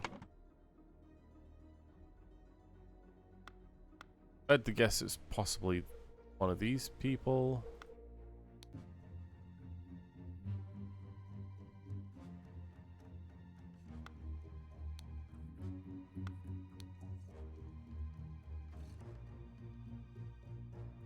Hmm. It was most likely this guy because he's actually defending him. Oh wait, no, he's not.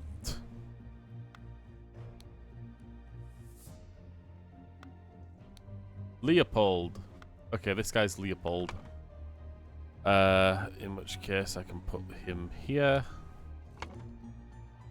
I can look at the testimonies again. Leopold's had a sherry with James in the library and became drowsy as he was falling asleep. Saw Luhrmann observing him through the glass window.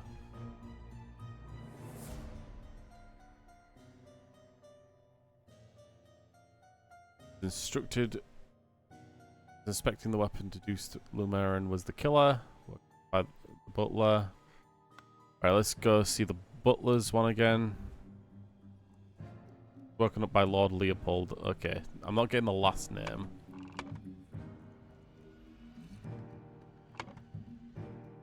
But I'll probably be able to find out.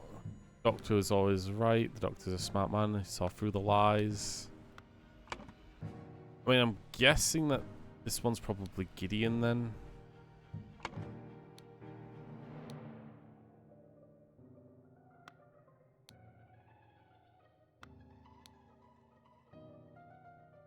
Let's continue our discussions at noon. Leah.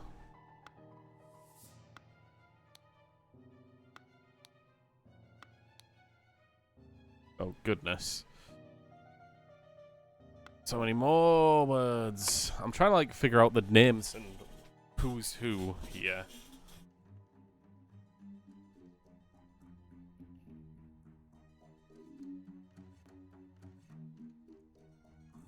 God, this is so much. Who was the person on the ground? Who is the person who's killed? Literally, like...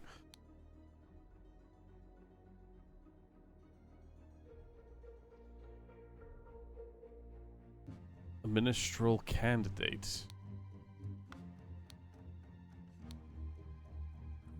Lawmaster Turner coming from the chess house to send a butler away. Right, that was James Turner. Lord Alistair, leave the chess house. Is Augustus the other lord? Saw Lord Augustus leave the fountain around noon. Right, he calls him Lord Augustus. I'm gonna have to put that like that. They call them both lords, right? So it seems to imply.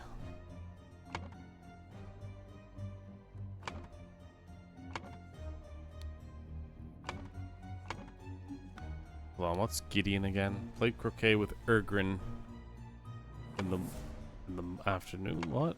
In the morning.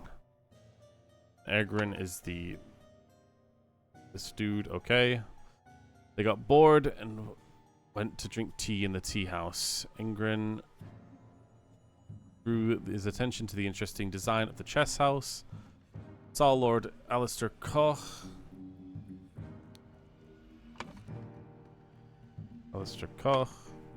Buckshire the butler saw Master Turner come to the chess house and was sent the butler away just as Ingrid was remarking on the beauty of the chess house. Saw Lord Alistair leave the chess house and returned shortly afterward. Oh boy.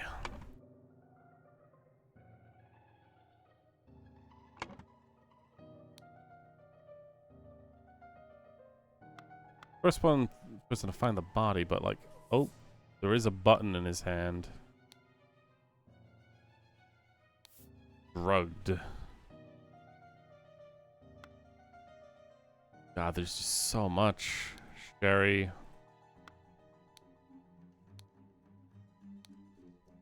One was drunk and one wasn't. And then we got all the places. Let's just grab them all, because reading all of them out loud is kind of dumb. I'm missing one final thing. Out here somewhere. Sparium bushes. A finished croquet match on the field of grass. 2 cups of spicy smelling tea. One is almost empty and the other is untouched. chess. But they were playing in the chess that newspaper. That means either the loyalist leader Blackard or moderate leader Vanatel is becoming prime minister, leaving Lazarus Hurst and his party in opposition. Ah. So Blackard or leader Blackard or leader Valentel. Go back in because that on his thing with you and Leopold to discuss the prime minister situation.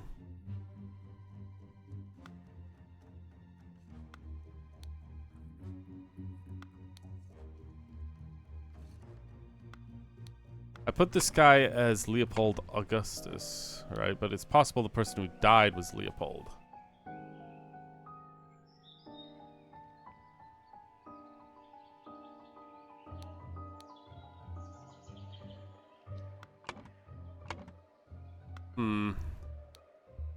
Go back in. I'm bored.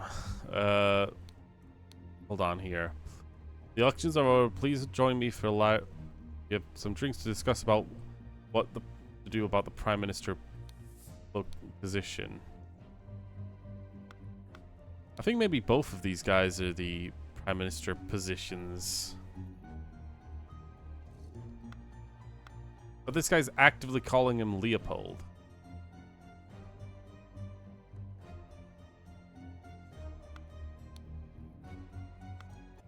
So that means his last name Justice, or it had to be one of the other ones. Oh god.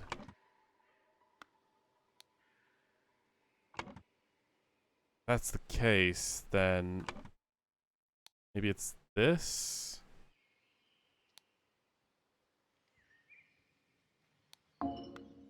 I'm just like randomly assigning them here.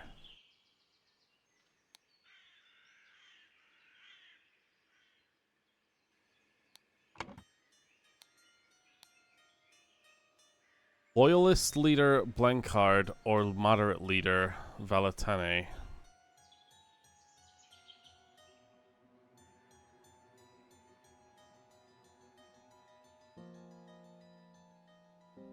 We gotta find out if he's ever loyalist or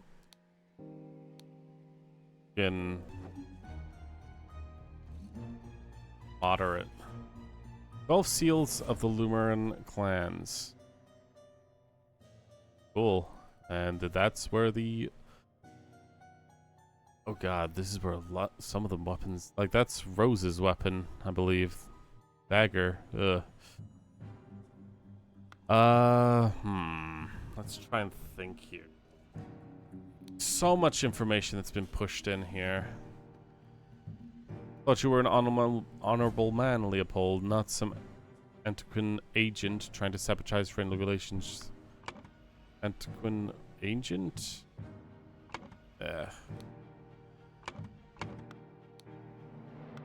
Something like this.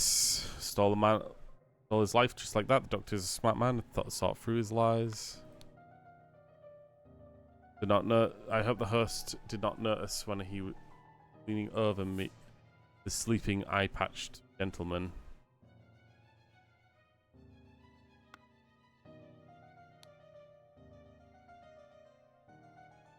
The host.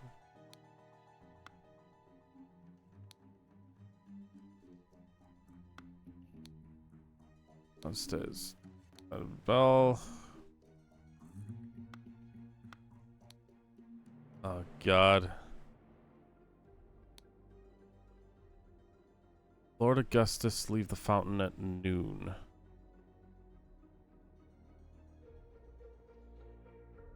Who's Lord Augustus? That he saw the young gentleman and the foreigner leave behind croquet. The young gentleman. Probably this person. Okay, so the young gentleman is definitely Gideon. Has played croquet with Ensign in the morning. Alistair Oh, right. Yeah.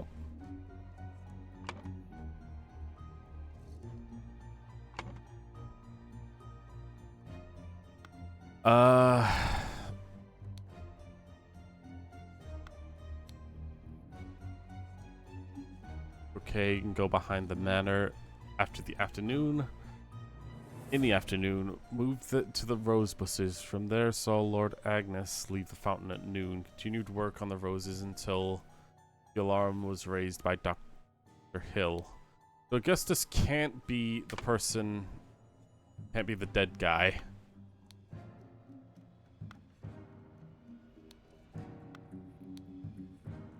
It can't be the dead guy. I'm pretty sure about everyone else, but these three. The dead guy can't be the person that he saw at the fountain. Because he was still working on the roses. He would have noticed something else. I feel like that's the case. Served Lord Alistair in the chess house this morning. Master told him to dispose of the spoiled cherry. He and Leopold had drunk, then go to assist Mr. Spade. Mr. Spade was, of course, yeah, the gardener. On entering the library, took away the glasses, found Lord Leopold asleep. Suddenly was overcome with dizziness and fainted due to weak heart. Woke up by Lord Leopold and instructed relate. Saw the deceased laying in the salon. Can someone please use a goddamn name? In the morning, he practiced chess at the chess house and educated the butler on the lack of military training. Sometime in the afternoon, Dr. Turner sent the butler away. They played together in the very close winning when the alarm was raised. James drank sherry, Blackheart in the library in the morning. It has to be him then. Then he went to the chess house and found the Lord Alistair with a butler. Ordered the butler to clean up the library. Get rid of the bad sherry. Spent the rest of the time with Alistair in the chess place. And B, the master of the house, he left the interrogation of the suspects. Difficult to understand what he said because it's challenging. He said everything young Master Bell says is absolutely correct. Oh, Bell. That's his last name.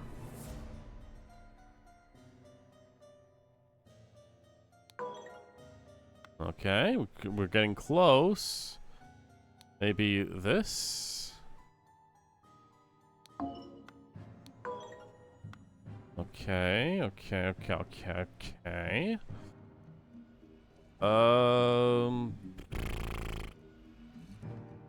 I'm so close.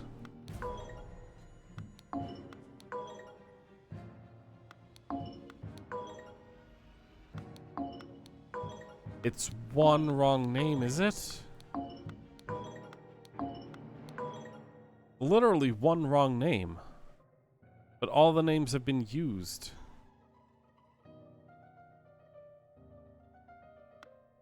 Am I to assume that there's two Augustuses? No.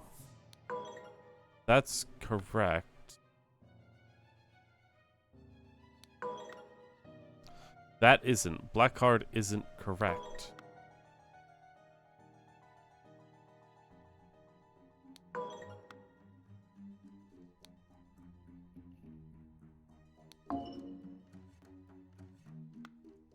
Alright, Leopold is correct. Without a doubt. Gideon is probably correct. Yeah.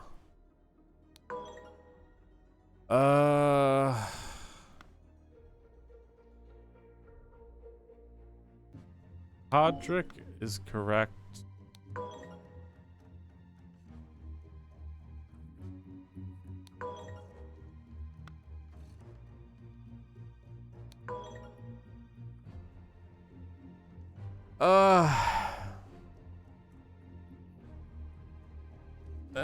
Actually, you know, like, yeah.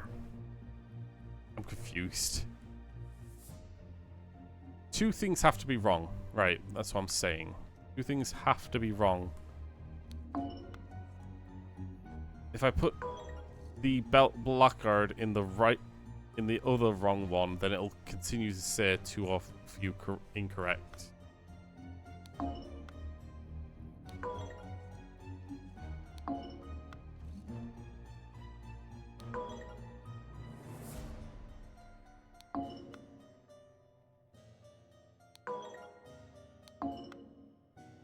Literally just half-assing this at this point.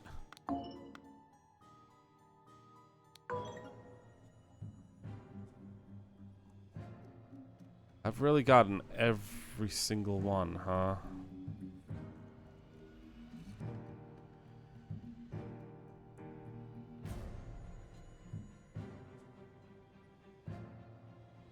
Well, I've got 18. So that means one of these... Black card one. Literally the only one.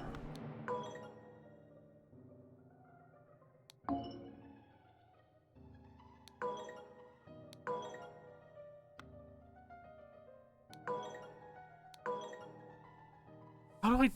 Oh my god, I don't know which one. I don't know which one.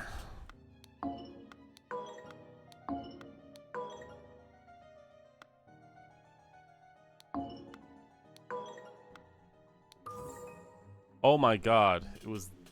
Jesus Christ. Trial and error. Finally, though. I mean, I guess I know that the last names were both the politicians, but like, whatever. We find out in the end. Jeez. Okay, Augustus. Valentine is the victim. Something is the murder weapon. Here's the thing. Spotty onion. Drug symptoms. There are pink eyes.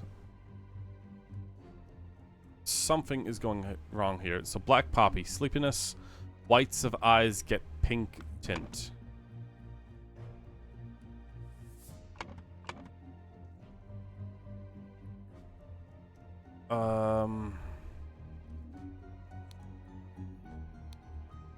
Guess maybe that.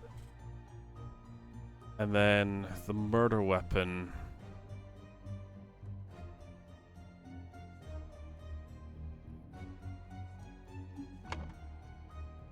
This is... Where is this? It's the library? Salon. I guess maybe boomerang? Yeah, the boomerang is the murder weapon, but is it what caused him to die? I mean, I guess, but like he was clearly put under. Because the pink eyes, like there's multiple characters who have it. Butler's got it and he fell asleep. Audric has it and he fell asleep. But who doesn't have it should have it? That's the question.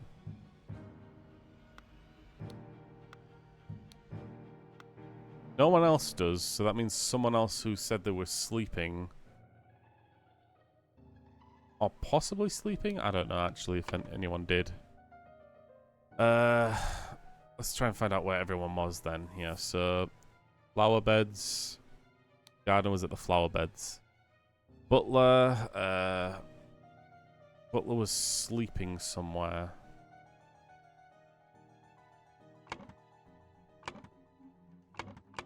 The chess house, though, was where both the doctor and the general was. They were both playing together, I know that much.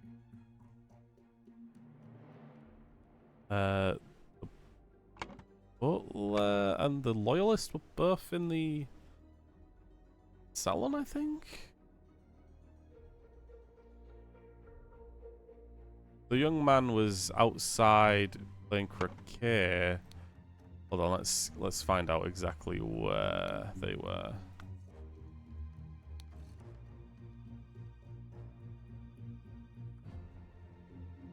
Come to the chess house and the butler were.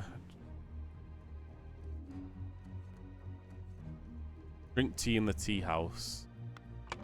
That's where he was, in a tea house.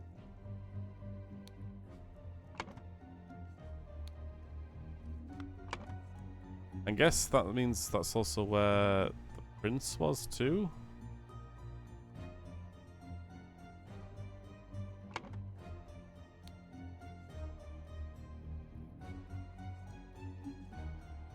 In the library, found the Lord Leopold asleep.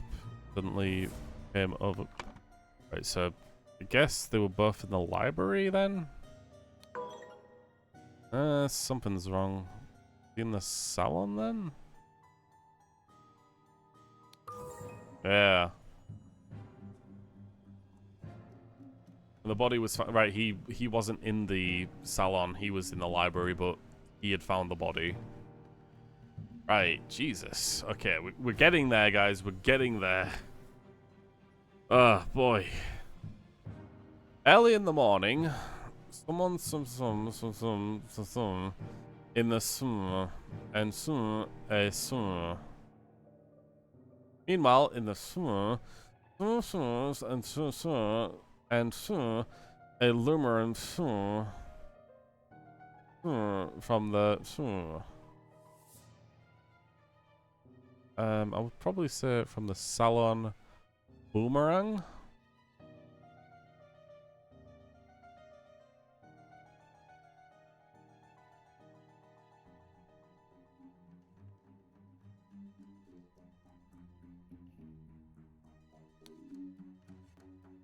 To frame Leopold Blacard.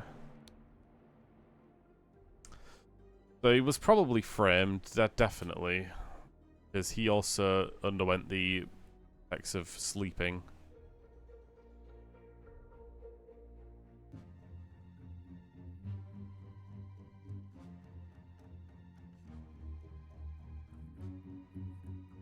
Planted the button.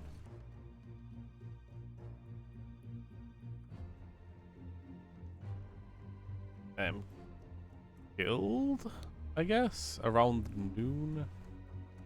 Killed Augustus Valentine and planted a button on him to frame Leopold Blancard. That sounds right.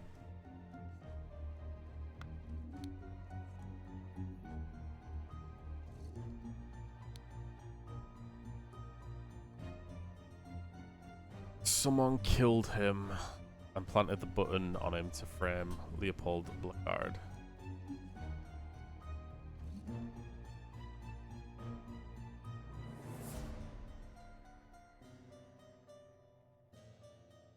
If I had to guess, maybe it was Alistair and James. I think that they're both essentially pushing that Leopold is the killer.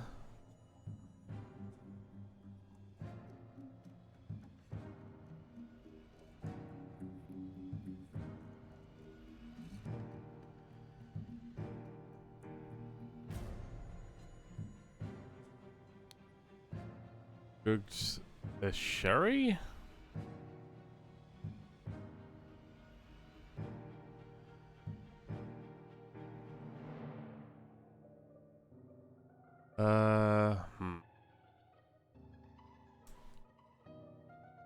Early morning, someone something on in the something. Drugged. Stole a button.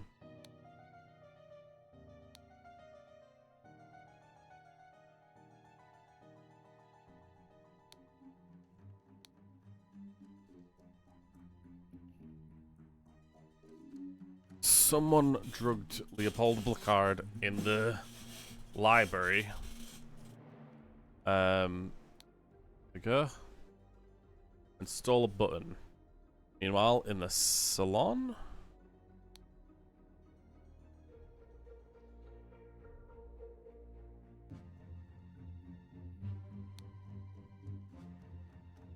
Stole Augustus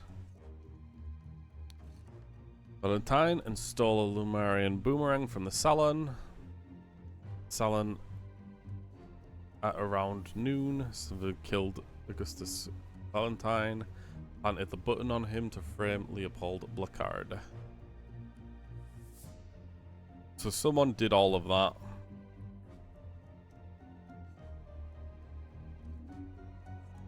Or it might have been two different people, in which case we need to look at the testimonies again and see who was going where. I had a glass of sherry with James in the library and became drowsy, so most likely James is the one that did the drugging. Well, I mean, these two are both literally like part of the whole deal, aren't they? They're giving themselves like testimony, you know? It's cheap, but I guess not.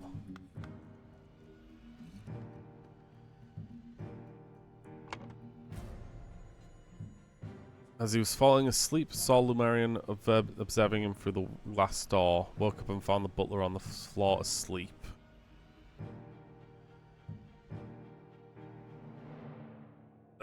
Jesus. Wait, what did this guy say he saw again? Saw Lord Augustus leave the fountain at noon.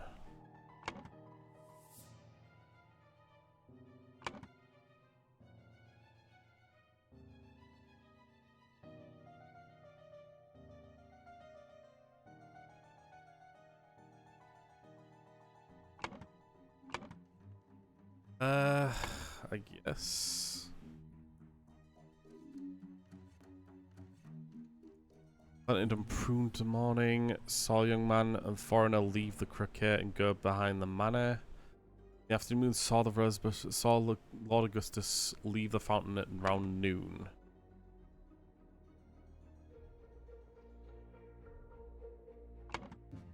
Saw him leave the fountain at around noon.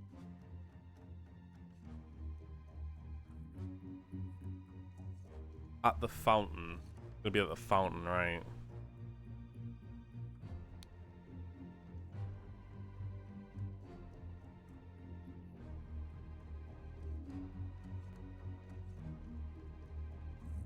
Maybe it's something like that.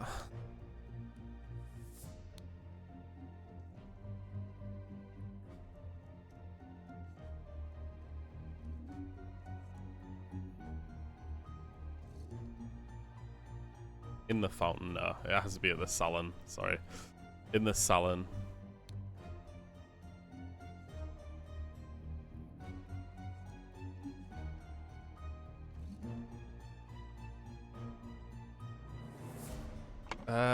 Actually.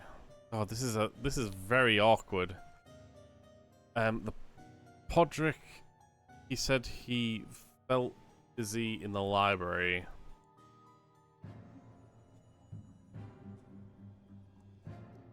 Oh god, this is a really hard one. Give me a moment, I've got to turn my light on.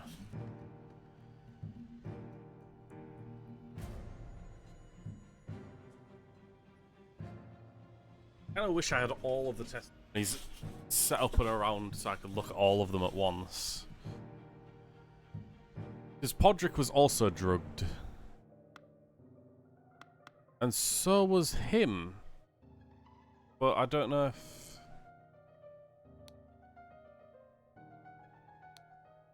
I don't know. Let's continue our discussion at noon, Leah.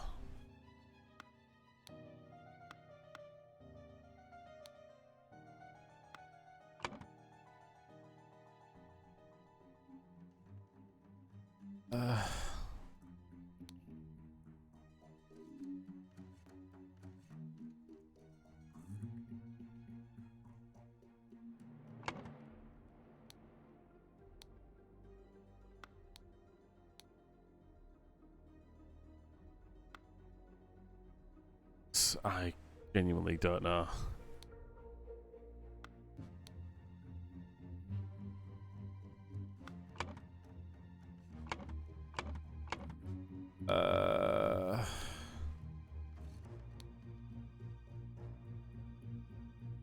Claims that had a glass of sherry with James in the library and became drowsy.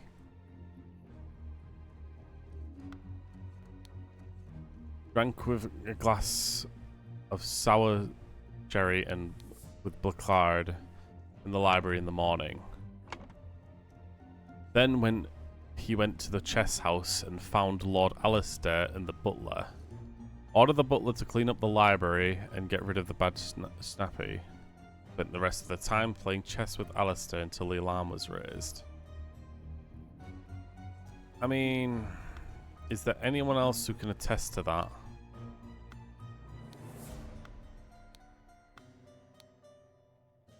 Saw Lord Augustus leave the fountain. But where's the Gideon? Saw Master Turner come back to the chest house and sign the butler away. Back on the beauty of the chest house. Lord Alistair leave the chest house and return shortly afterwards.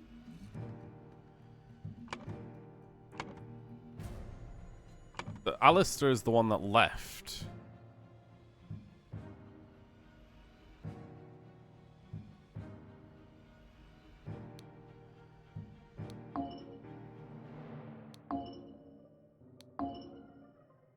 Oh my god.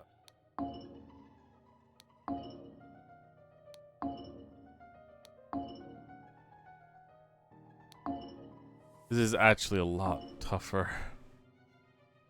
I don't even feel like the second part is even remotely close.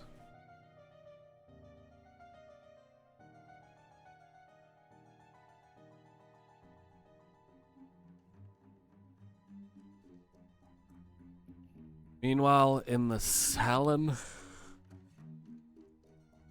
I mean, that's where the boomerang was.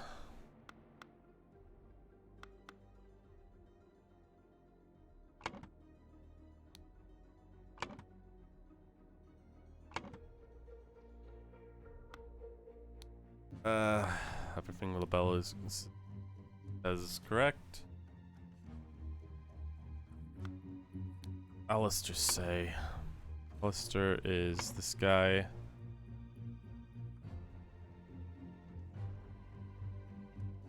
Morning, practiced chess at the chess house and educated the butler on his lack of military training. Sometime after the afternoon, Dr. Turner arrived and sent the butler away.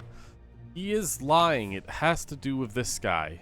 I genuinely believe that this guy in the afternoon. When was he sent? When did he leave?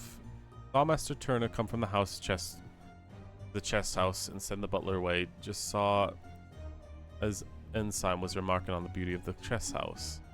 Saw Lord Alistair leave the chest house but returns shortly after.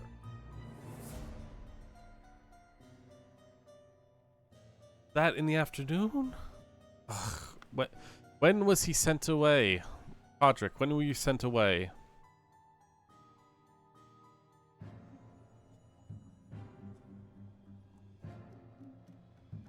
Spoken by Lord Leopold and instructed to raise the alarm.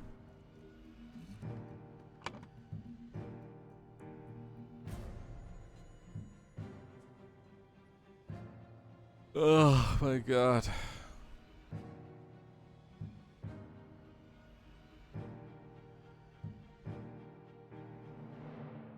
I mean, I definitely believe that these two are part of this whole debacle.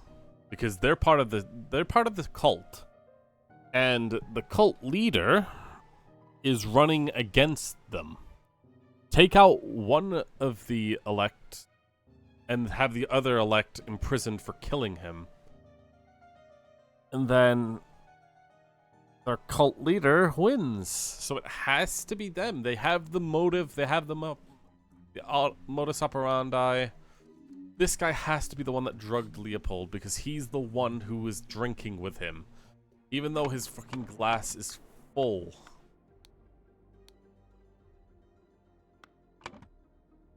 Implying that, of course, he didn't drink, and of course his eyes aren't pink. Like Leopold's is. I don't know how the freaking butler drank. Let's get all of these together. I don't think anyone was provoked. The weird thing is that This guy was seen at the fountain. And yet he was also drugged at some point because he's also got pink eyes. Granted, okay, actually it says the whites of his eyes go pink. This guy's white eyes aren't... Okay, he didn't get drugged. Yeah, he didn't get drugged. His whites of his eyes are very much white. Okay. You can get rid of the drugged.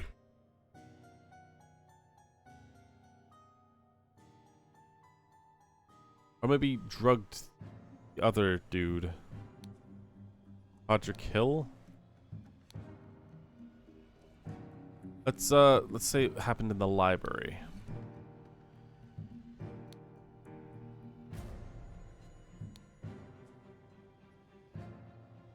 And then Alistair Colch killed... Oh my god, come on!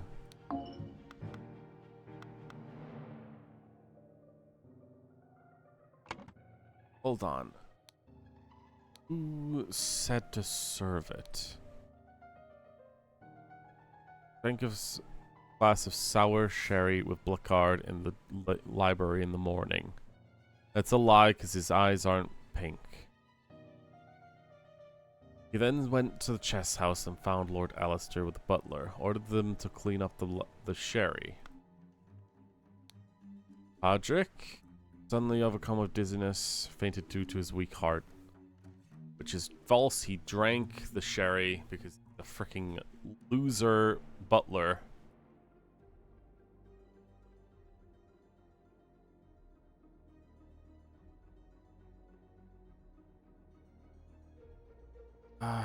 Then go assist Mr. Bed in the garden.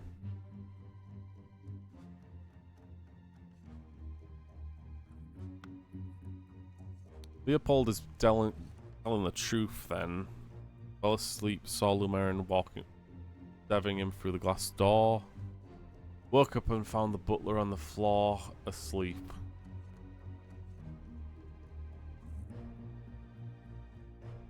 Woke up the butler and entered the salon.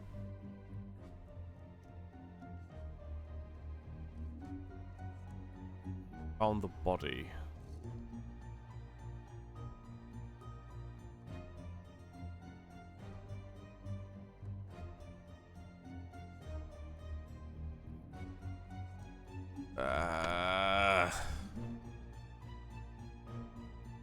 I'm starting to like question whether or not the dude is actually the one who killed him. But he's not the... He had no reason to... He had no opportunity to freaking plant a button.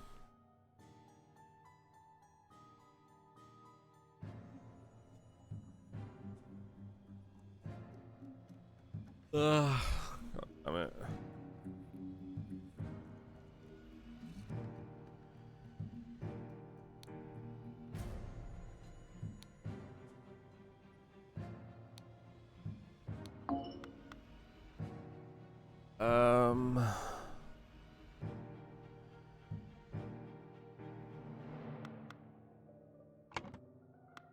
Anyone else see James Turner anywhere?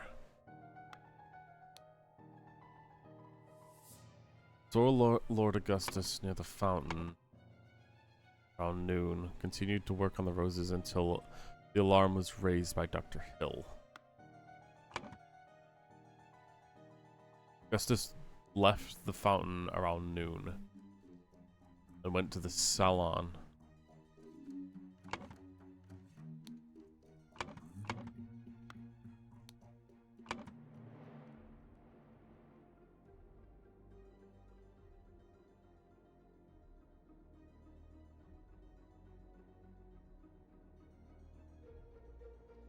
Oh my god, I might just have to look this up because I don't want to use hints. But it's near impossible for me to really understand what exactly happened.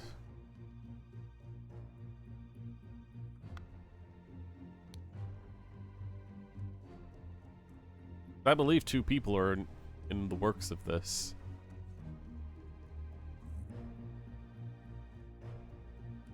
We got bored and drink tea in the tea house. Friends drew interest in design of the tree house.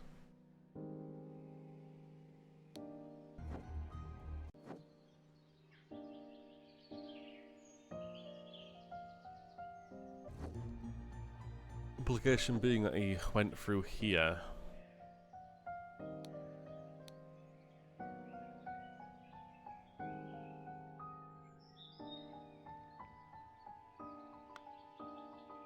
Nobody was close to winning, were they? Were they?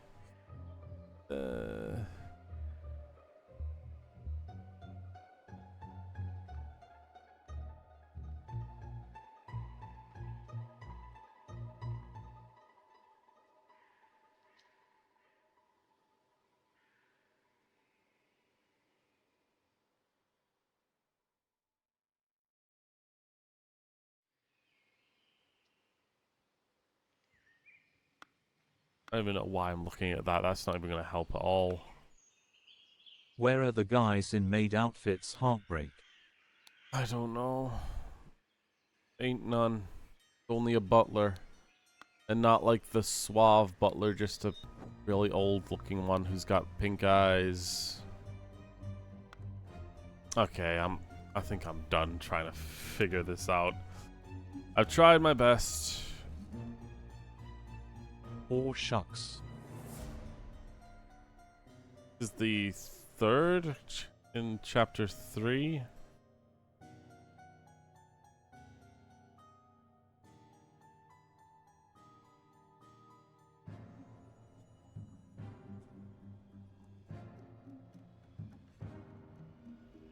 Let's see. There we go. Okay, so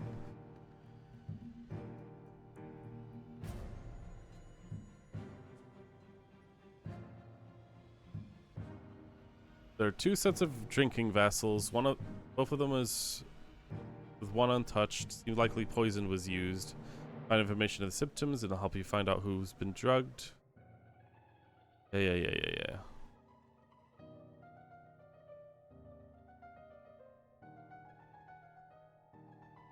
One claims to have evidence. Is he reliable?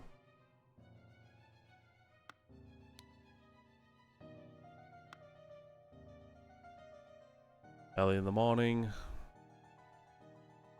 James Turner drugged Leopold Placard, the library, and stole a button. Got all that correct. The tea house.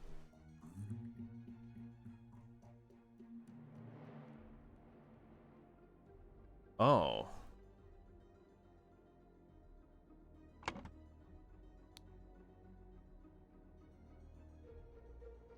Oh, okay. There was something interesting here. So he did steal. That is so vaguely to the side, and it doesn't feel like remotely connected. Okay. So. Okay.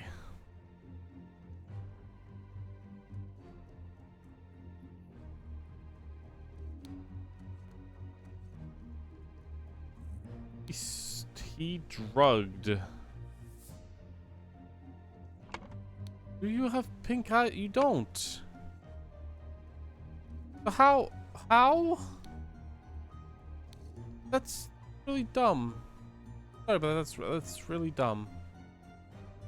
My perspective. Pretty dumb.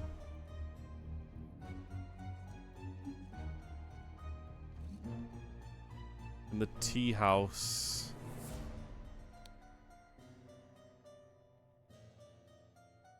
Stole a seal.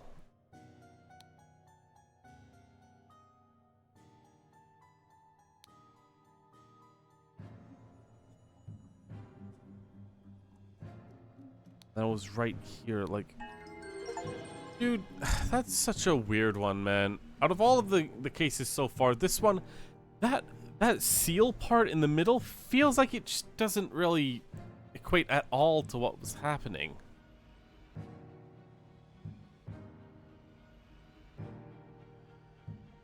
Like, if it played more of a part, maybe, but like the whole thing that was happening, that seal stealing had nothing to do with any of it. It might have something to do with a later chapter, but still. Ugh. Anyway, that was the final one of this chapter. You have proven that I can trust you. You have proven that I can trust you. Here's the Brotherhood's artifact that I removed from the traitor queen. Please let me educate you on how it works.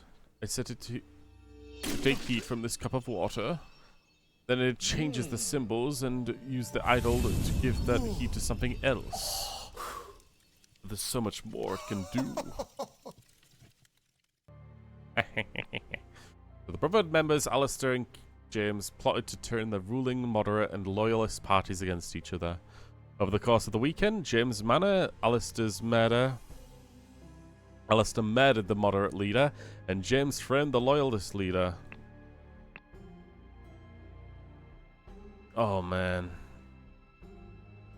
There's only 2 left, apparently, but like...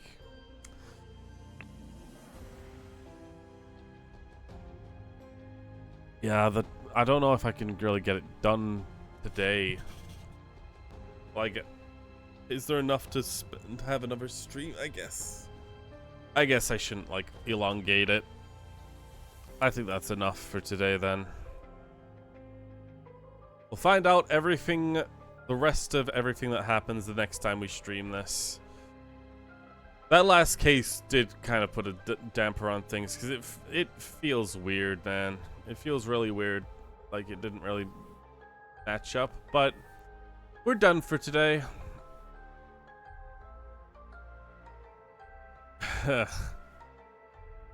We'll pick this up another time and see how it goes. Thank you everyone for coming in and watching. We'll see you all next time. Farewell.